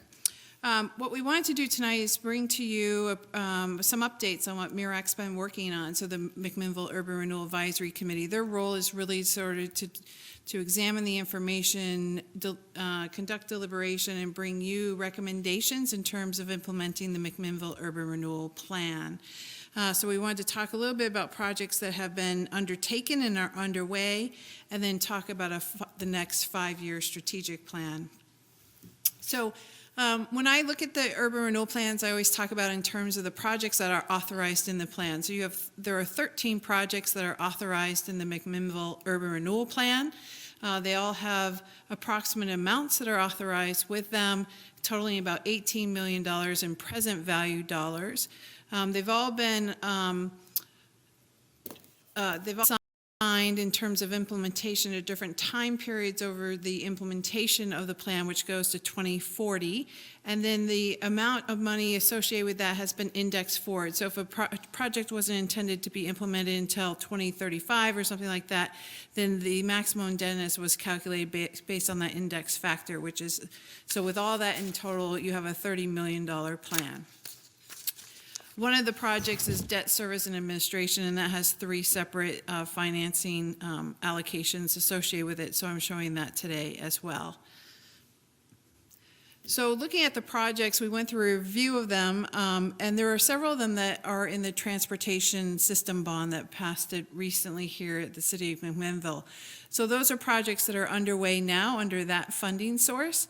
The 5th Street project, 1st and 2nd Streets, some aspects of the Downtown Signals project and the 2nd Street project. Not all the projects are being fully implemented through that source, but many of these are being implemented in part or proportionally more than not. 2 projects, 5th Street project is underway right now, due to be done fairly shortly. And then the First and Second Street project will get underway here very soon. So those are two projects that are moving forward earlier than planned in the urban renewal plan and funded with the transportation system bond. So the other two projects that the urban renewal agency has been working on and funding is the Alpine Avenue project and also the Development Assistance Programs project. The Alpine Avenue project is moving forward in leverage with that transportation system bond. There was an opportunity to partner with funds from that and implement half the project. In the urban renewal plan, it is 7th Street to 13th Street, and what's out to bid right now is 7th Street to 11th Street. So sometime over the lifetime of the plan, we will need to come back and finish the rest of that project. So Alpine Avenue, there's $2.2 million that has been bonded for that through the Urban Renewal Agency. It's the first bond that the Urban Renewal Agency has taken down to fund a project. Urban Renewal is based on bonding for funds to invest in a project that will increase tax-based jobs and implement the comprehensive plan of the city. It is a cost share between Urban Renewal and the transportation bond. The plan has about $5.3 million allocated to this project in present value dollars, and as I said, there will be 2 blocks still left to achieve in this project, and so there will still be funds available for that when the cash flow supports it for the city to finish that project. The time frame right now, as you know, we went out to bid on it. The bids came in higher than we estimated. We went back into the design of the project and worked with the project team on how to reduce the costs associated with it, but not reduce the actual functionality or the aesthetics of the project, so we wanted to still achieve the goals. And then we went out to bid on it again. So it was advertised on January 6th. Mike and his team just held a pre-bid meeting and had good response from contractors on January 18th. The bids will be open on February 2nd and hopefully coming to you for bid award on February 14th. The Development Assistance Project right now is comprised of just a facade improvement grant. You do have some actions in front of you tonight to broaden that program, but that's really a program meant to partner with the private developers and private businesses on 2 different initiatives. One, to improve or restore the historic stock in the downtown core of the Urban Renewal District. That's the facade improvement grant. And then another is to set up a series of loans that incentivize private development, new construction, and new tax base in the Urban Renewal District. In the calendar year 2016, 4 grants were awarded. The total of those grants were a little over $5,000. The total of the projects was a little over $12,000. So it's leveraging at a 1-to-1 leverage for the amount for every dollar invested. It's essentially a little bit more than $1 that's being invested on the private side as well. We budget $10,000 for this annually, and our maximum grant allowance allocation right now in the program is $2,500. So the facade grants are for the you say downtown, like the 3rd Street area, but not Alpine itself? No, it's for the whole district, but you look at the intention of the program, it's intending to improve the facades and also to do historic restoration. So one doesn't preclude the other, but that's how they're being delivered and deployed. Handcraft could apply if they wanted to. Sure. Yep. Yes. It's open to, all the programs are open to the entire district, which is described here locally as the downtown core and the Northeast Gateway area, the 2 areas. So that takes us to the 5-year strategic plan. So there's a couple of large transportation projects that were done with the transportation bond. And then there was the Alpine Avenue that was able to be done with the bond that we just were able to take down here this year. So the MIRAC got together and started talking about, okay, what's next? What does that mean in terms of how do we move this program forward and plan for the next big project? One of the next projects, if you look at the time frame that's allocated there, would be the 3rd Street Streetscape project. That's designed to be implemented from 2016 to 2022 and has about $2.3 million allocated to it. There's also the ongoing development assistance programs project, which has $940,000 in the plan authorized to it, and that's meant to be incremental and ongoing throughout the lifespan of the plan. And then Mirac had a lot of discussion about what are the immediate needs in the downtown area and the Northeast Gateway area, and public parking came up as a discussion point with that. So those were the three projects that were sort of highlighted that we needed to work on here in the near term being the next 5 years, and how to move those projects forward and achieve success in implementing them, excuse me. So after looking at the projects in the plan and the time frame, we then started looking at where are the funds? Are there funds available to move these projects forward? So we did a 5-year financial forecast. And what you see here on the screen is the forecast that looks at, we've removed the debt issuance, so our obligations to pay the debt. And then we looked at the forecast for what we expect the increment to be annually. And we did two things. We showed net funds available after removing what we've already been indebted for, and then also a beginning fund balance. So those are the last two columns. So one is what you're achieving in terms of net funds annually, and the other one is what's the aggregate value if they're not spent in that year. And what that shows is two things. You're looking at, is there funds available to move programs forward today? But also, when is the opportunity exists for that annual increment to actually fund another bond so that we can go out and do another large project? So the beginning fund balance, the last column there, shows that there is cash flow in the program today. So there is opportunity to do some small projects, continue to do these small base hits every year and show momentum. But there really isn't, if you look at the net funds available, there really isn't a significant amount in the net funds available to leverage against a bond until you get into 2021 and 2022, where you start seeing about $200,000 coming in the net funds available. So the larger project is really shifting out to that time period when we will be able to bond again. So Mirac had a lot of discussions about how do we continue to show momentum? How do we continue to invest, but not invest so much in such a way that we're setting up a situation where we can't do a large project down the road in that next 5 years. So the 5-year strategic plan is looking at 4 really major initiatives: administration, which is ongoing in the plan. It is a project. It's one of those 13 projects. So there is the opportunity to fund into that. The city has made a value decision not to do so at this time. Then the development assistance program, which is that facade improvement grant right now. There was discussion about how do we make that a little bit more robust of a program so that we can respond to private development opportunities if they become available over the next 5 years. Because really the impetus of this whole program is how do you incentivize that private investment in an area that's not achieving it. Then looking at public parking, what can we do right now that's not a large capital investment, but is able to respond to the parking concerns that are occurring in the district? So as you recently passed the authority to move forward with a contract for a utilization study with Rick Williams Consulting, and he will be looking at capacity issues and then making recommendations on management programs as well as future inventory opportunities for public parking in both the Northeast Gateway area and the downtown. So that study will show us where should we start thinking about the next funding investment for parking to achieve some results. And that was funded actually in this fiscal year and will cross over into next fiscal year as well. So those are the pieces, those top 3 are the pieces that are sort of those small base hits through the years, through the next 5 years that aren't really buying down that aggregate fund balance, but is putting momentum out there on the streets so that there's still excitement and investment in the area.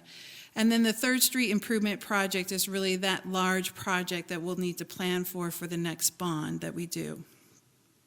And looking at the 3rd Street Improvement Project, that's a big project. It's something that will take some time to have community dialogue about, to scope what the project is, to look at design for the project.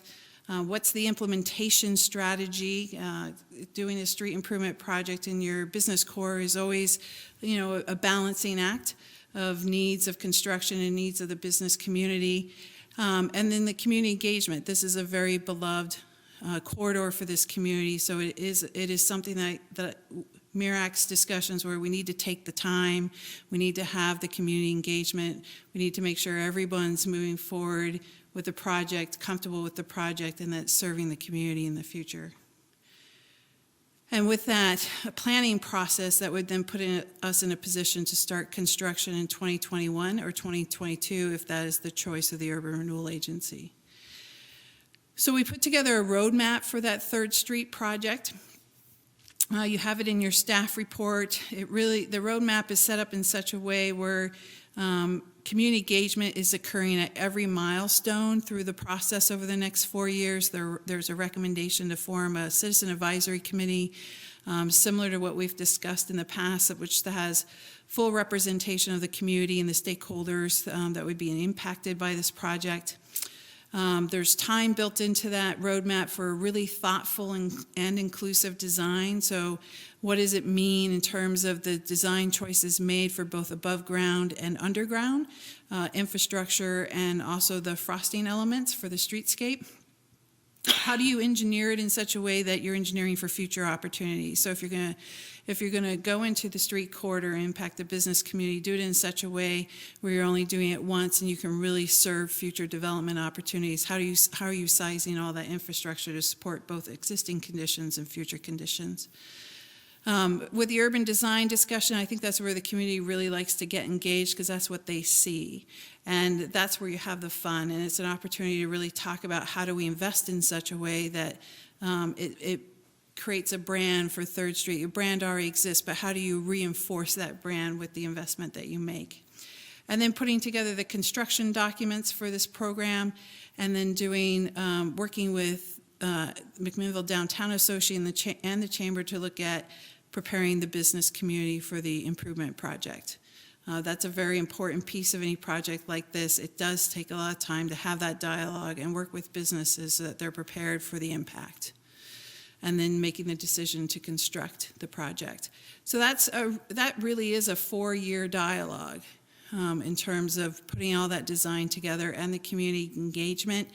It's something that MIRAC feels the opportunity is to start with that now and start setting the table for it with the formation of the CAC and some other work that we need to do in terms of reviewing the planning history for this project. There is a adopted streetscape plan from 2001, going back, revisiting that, seeing if the assumptions still make sense today, and if there's things that we want to tweak and move forward differently.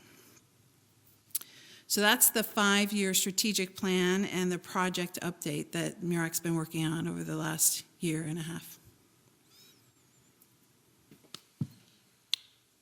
Thank you, Heather. We now are to a point where call for a review of the annual financial report. We went over that in our regular session tonight. Is there anything that we want to bring up in this meeting, Heather? No, I just want to put into the record, you did accept it as the city council, which we legally have to do per the ORS. It is an annual report that is, the intention of it is that we report out to the public just how much funds are being collected, how they're being spent, and what is the impact to taxing districts, the foregone revenue. So this will be noticed and published in the News Register twice. We need to do that before March 1st. So. Okay. Can I bring up some concerns at this point? So I apologize actually for not bringing these up sooner, but I have 2 main concerns, parking and parking, but in different areas. And I'll completely admit that I didn't bring up a lot of my concerns, mostly because I operate a business in the Urban Renewal District, and I didn't want to be, I didn't want my comments to be misconstrued as trying to benefit myself. But as things have moved forward, I've discussed this with the mayor, I've discussed this with Heather, and I think it's really important that I take this opportunity to share it with your board as well. About specifically the parking considerations or concerns that not just I, but all of my neighbors have in correlation to the Alpine Avenue improvement. So, Walt, I know that you represented a property owner there over 10 years ago, and they were trying to mediate parking problems at that time. Well, those concerns have not gone away. If we had a map, I could show you where there's sections of the street where people, quite frankly, park illegally right now. They park illegally because they park head in where they're supposed to be parking parallel. And were they to be parking legally, then even more of the parking in the urban renewal, or in this section, the Alpine Avenue area of the urban renewal district would go away. Of the businesses, the main businesses that operate in that area currently, almost all of them require their employees to park on personally owned property, or maybe they use a very small amount of street parking. I don't want to give exact numbers because I don't want to misspeak, but I know that Irie has most of their employees park on privately owned property. The Cabinet Shop has most of their employees park on private property. My employees are required to park on privately owned property. And one of the reasons that we have all done this is because we don't have any parking. Currently, we have no parking. We have no parking for customers or anybody else that might be coming along. So I have a very serious concern that we, and I'm very happy that there's this parking study that's going to be done, but I'm very nervous about the idea of moving forward with a $2.2 million improvement plan when, without really addressing parking first, because there simply is not any for various circumstances, but without digging too deep, let's just say it's not addressed. Then to parking, our downtown parking, as we all know, has become increasingly difficult. And I'm certainly not opposed to people needing to walk a block or two, but it undoubtedly will only get more and more difficult, especially with this, I mean, we have all seen, the plans for this great hotel, which is beautiful, and I think this is wonderful, but even with them providing valet parking, there will still be other parking considerations, employee parking, etc. And so seeing the parking as the second spot in the strategic plan makes me very nervous. I really feel that on both of these, on the urban renewal district as a whole, I really feel like the parking really has to take some priority, because if we do all this and people can't get there, or it's not convenient enough, they simply won't use everything that the city is investing in. And so I'm, again, sorry I haven't brought these concerns up sooner, but I was being perhaps overly cautious, and I hope I'm not bringing them up too late. So.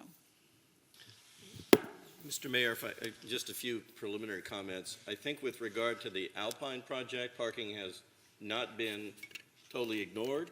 The consultants spent a lot of time talking with property owners, but that was subsequent to the Gateway project, which was an entire process, which involved also discussions along those lines.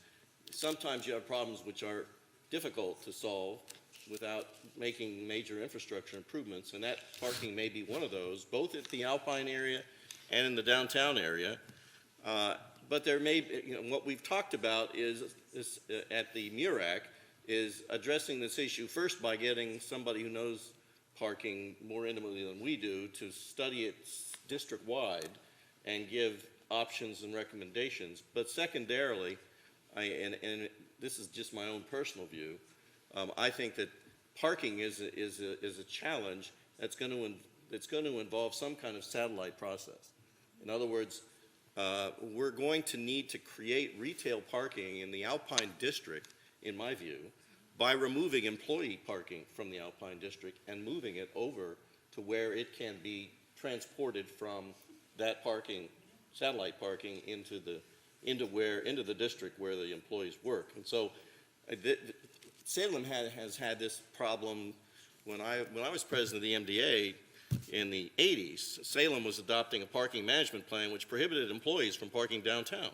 They literally had their cars would be ticketed with I forget what it was at the time, but I think it was a $50 parking ticket in 1987 or 8 for an employee in downtown Salem to park. And that was one of the ways that they dealt with the management of parking, was to prioritize the customers, the retail customers who needed to get to the stores, and create a demand, in effect, for alternative forms of parking elsewhere outside the immediate core.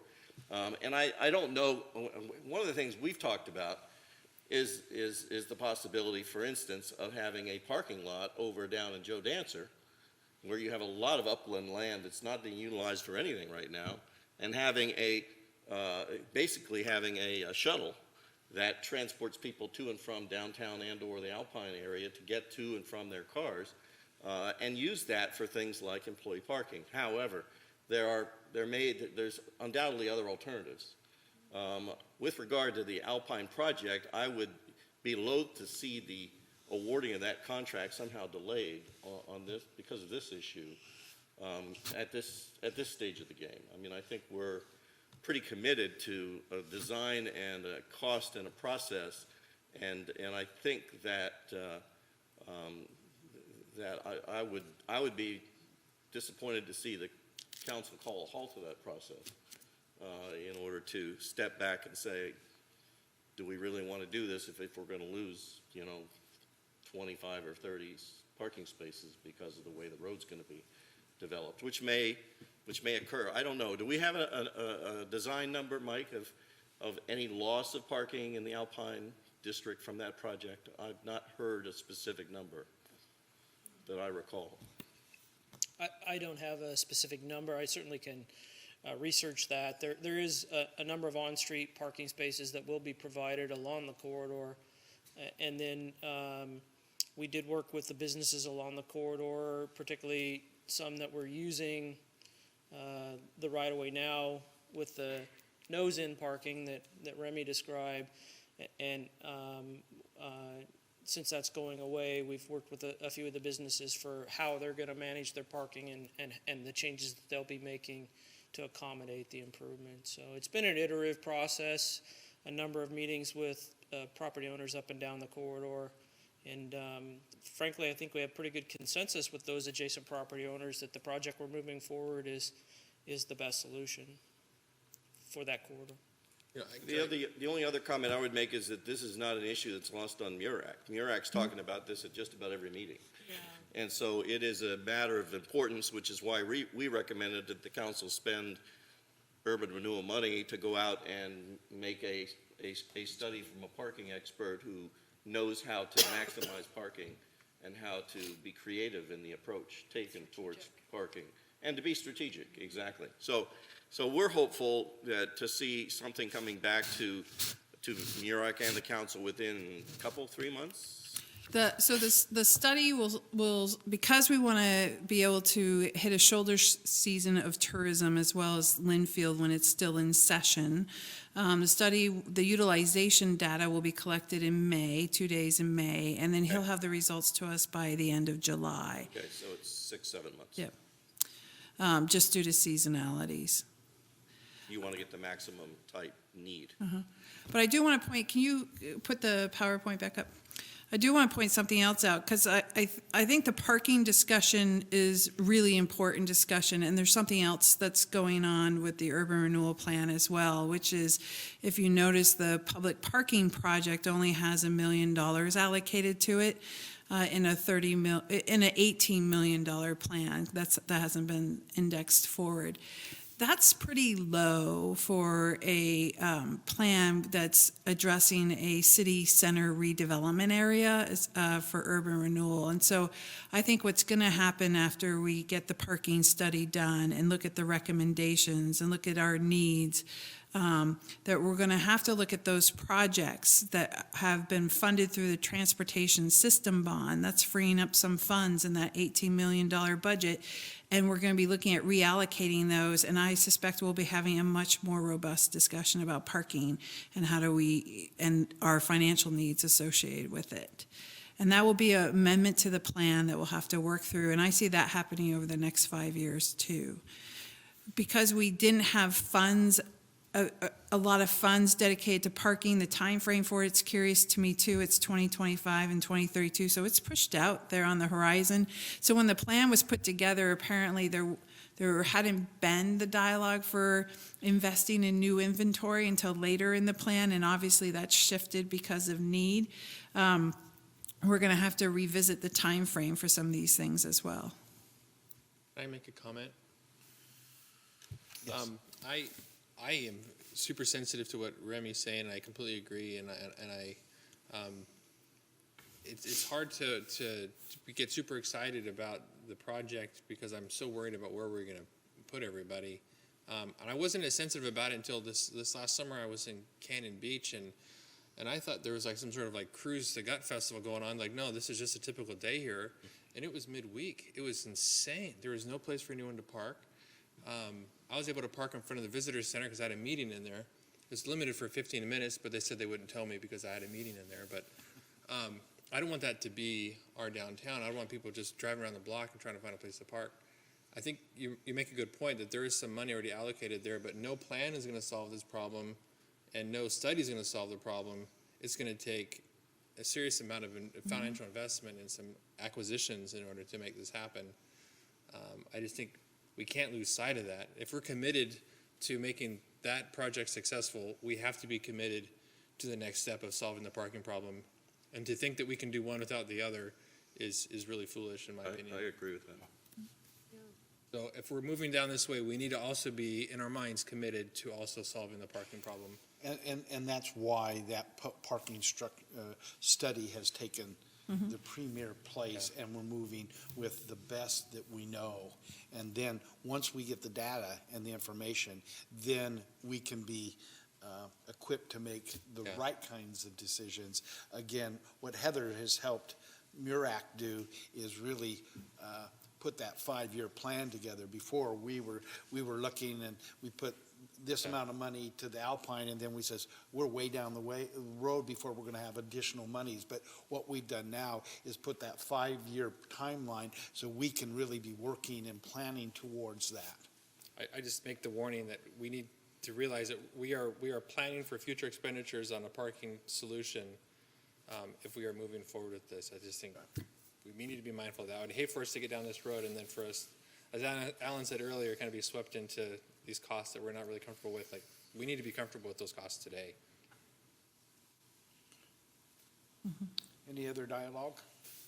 Remy, thank you. We've had quite a bit of discussion, you and I, and you and Heather, and I mean, I had my feet on the pavement, so I know exactly what she's talking about. And you know, if it grows too much, then it stifles everything and business. So, but the intent of that study is to hopefully make us more knowledgeable. Kyle? Mr. Mayor, the only other comment I'd make that kind of dovetails into this is the wayfinding study that Visit McMinnville has kind of championed. Is I think that is a piece to it too, that we are talking about satellite parking, and we're talking about how do people come into our city, how do we direct them to these various areas.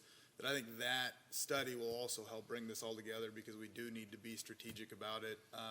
You mentioned a large hotel project downtown. Obviously, that became public. That will speed up the process to generate some additional urban renewal dollars that could be used for additional parking. But what I think we're all saying is we need to be strategic about it and not necessarily jump into it. We do have the parking study, and the wayfinding study also I think is very important with how we can't throw up a parking structure and say we solved the problem. We have to be strategic about where it goes and how is that going to impact people. How do they get to their ultimate destination?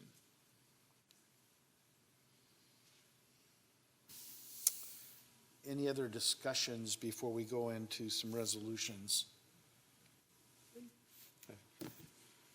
Heather, from your perspective, has this? So from my perspective, I'm assuming, based on the dialogue, that you're comfortable with MIRAC continuing the discussion of setting the stage for that Third Street project and bringing some recommendations to you for that in terms of the CAC and some other initial first steps. Okay. And Heather, I want to thank you for a very excellent report, very good summary of the MURAC process, and your assistance in organizing it and summarizing it has been invaluable. Thank you. Also with strategic management, you've brought real clarity around how to organize all of these projects that we have before us with regards to how the advisory committee discusses things. It's been invaluable. Great, thank you. I would echo that, but I would also thank those on the MURAC board for a group that really, it's a pleasure to be associated with. We've gotten a lot done over the last couple of years beyond, I think, what we thought we could do. It's starting to pick up for sure. It is. And then with Heather on board and the refinement of focus, it just continues to be a joy to be a part of all of this. Okay, so where we're at right now is any other comments from the joint meeting? I think, council, have you gotten a sense of where we are with the good work that MURAC has done? Okay, I think this is timely and it's good. Let me say, my concerns are quite genuine, and certainly I didn't mean for them to come across as a negative, certainly not on the work of the board or on your behalf either. I recognize the incredible effort and work and great work that has gone into that, so just want to make sure that you know how much I appreciate all of this and being able to see this laid out. And let me just comment, when I first started my involvement with the downtown movement in 1983, the problem was too much available parking and vacant buildings. Yeah. And so it's a good problem to have, too much demand, and so you got to respond to it in a rational and kind of a prudent way. But I'd rather have the problem of too much need than not enough demand for our businesses. Work. Thank you, Walt. You do have some real perspective there. Okay, so now we're dealing with the Urban Renewal Agency, and we have two resolutions that we need to do tonight. And so Resolution 2017-1, a resolution of the McMinnville Urban Renewal Board authorizing the city manager or designee to contribute $8,000 towards the McMinnville wayfinding study. We've had discussion at the dinner meeting tonight, and I think we brought the Urban Renewal Board up to speed on that. So anything further, Heather, that you'd like to share? Yeah, so I just wanted, I wanted to apologize because I didn't feel I represented it very well at the dinner meeting, and that's on me. But, so we just walked through the list of projects that are in the plan, and each project is described in terms of the elements of those projects. There's several street transportation projects in the plan, and all of those street transportation projects have a component of directional signage.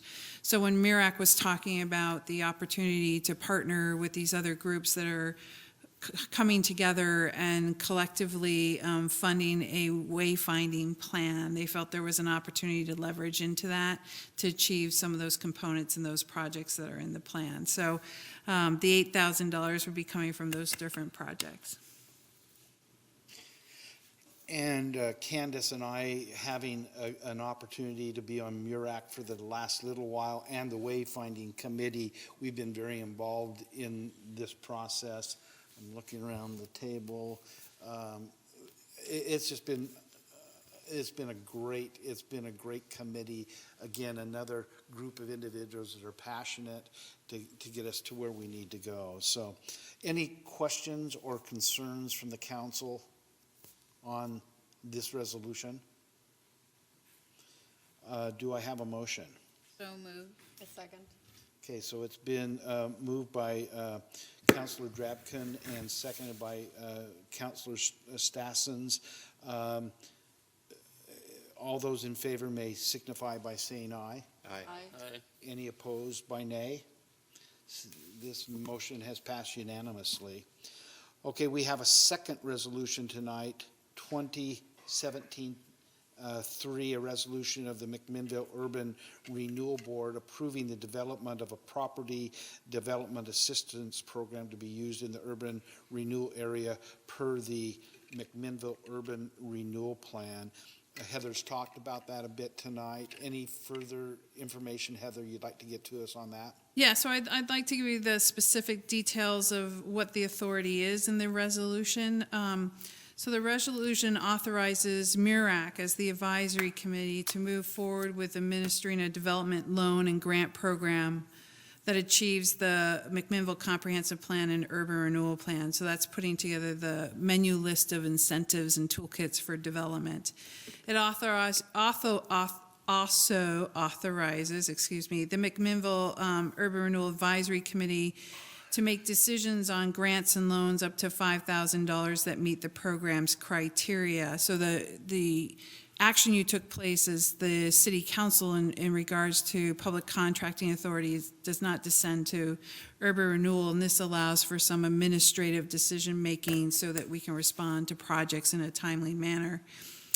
And then any grant or loan over $5,000 must then be approved by you as the McMinnville Urban Renewal Board after review and recommendation by the McMinnville Urban Renewal Advisory Committee. So those are the three powers that are embedded in the resolution. MIRAC has been talking about this property development assistance program, some of the tools that other communities have used successfully and what would make sense here in McMinnville. And there's some recommendations for you in terms of the thought process that's being put together. There is a discussion about a free design assistance program providing up to 10 hours or $1,000 of free design assistance to projects. So oftentimes people have a hard time visualizing what their investment could do for their property and what type of impact it would make, and this would help them in that process. And it usually leads to more projects and larger projects that are more impactful. There's also the recommendation to put together a development loan and grant program. So right now it's a facade improvement program. That's existing built tax base. How do we incentivize new development and new tax base? So this development loan grant program is up to 20% of the overall project cost, not to exceed $100,000. However, there is language in there to give discretion to be able to respond to opportunities as they come along, and that would come to you as the Urban Renewal Board to go higher than 20% or $100,000 if funds are available. And that's looking at, there's some sample documents in there that we're still working through, but it's looking at those types of projects where someone's looking to invest in the urban renewal area, but perhaps needs some help with either parking, which has come up, or some other infrastructure, public infrastructure that would be on them to invest in to make that project happen. And so that's where the Urban Renewal Agency would come in as a partner on that. That's been used really successful in other urban renewal areas and has a direct return back into the tax base that then supports the program and helps the other taxing districts when we retire out of the urban renewal district. And then the last recommendation is a clawback provision. That's very similar to the discussion we had about the SDCs. So if the city is offering grants, it's a sort of a stewardship of those funds, ensuring that that money isn't being used as leverage for a sales transaction and equity to the property owner. So if the property sells within 5 years on the grants, those funds are then repaid back to the agency. And those are for those smaller grants. All of the larger development loans or grants or a combination thereof will have their own independent development agreement, because those are typically larger projects with different types of needs and don't really fit neatly into a template. But the clawback provision for those facade improvement grants in many communities, because of once you start investing in an area and it starts generating more real estate investment, those grant programs become self-fulfilling. So the paybacks are paying for the future loans and grants out of that program.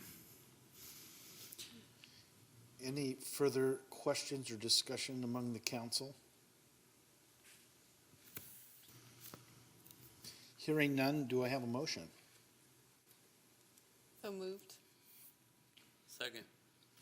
It has been moved by Councilor Stassens and seconded by Councilor Garvin that we approve Resolution 2017-3. All in favor, please indicate by saying aye.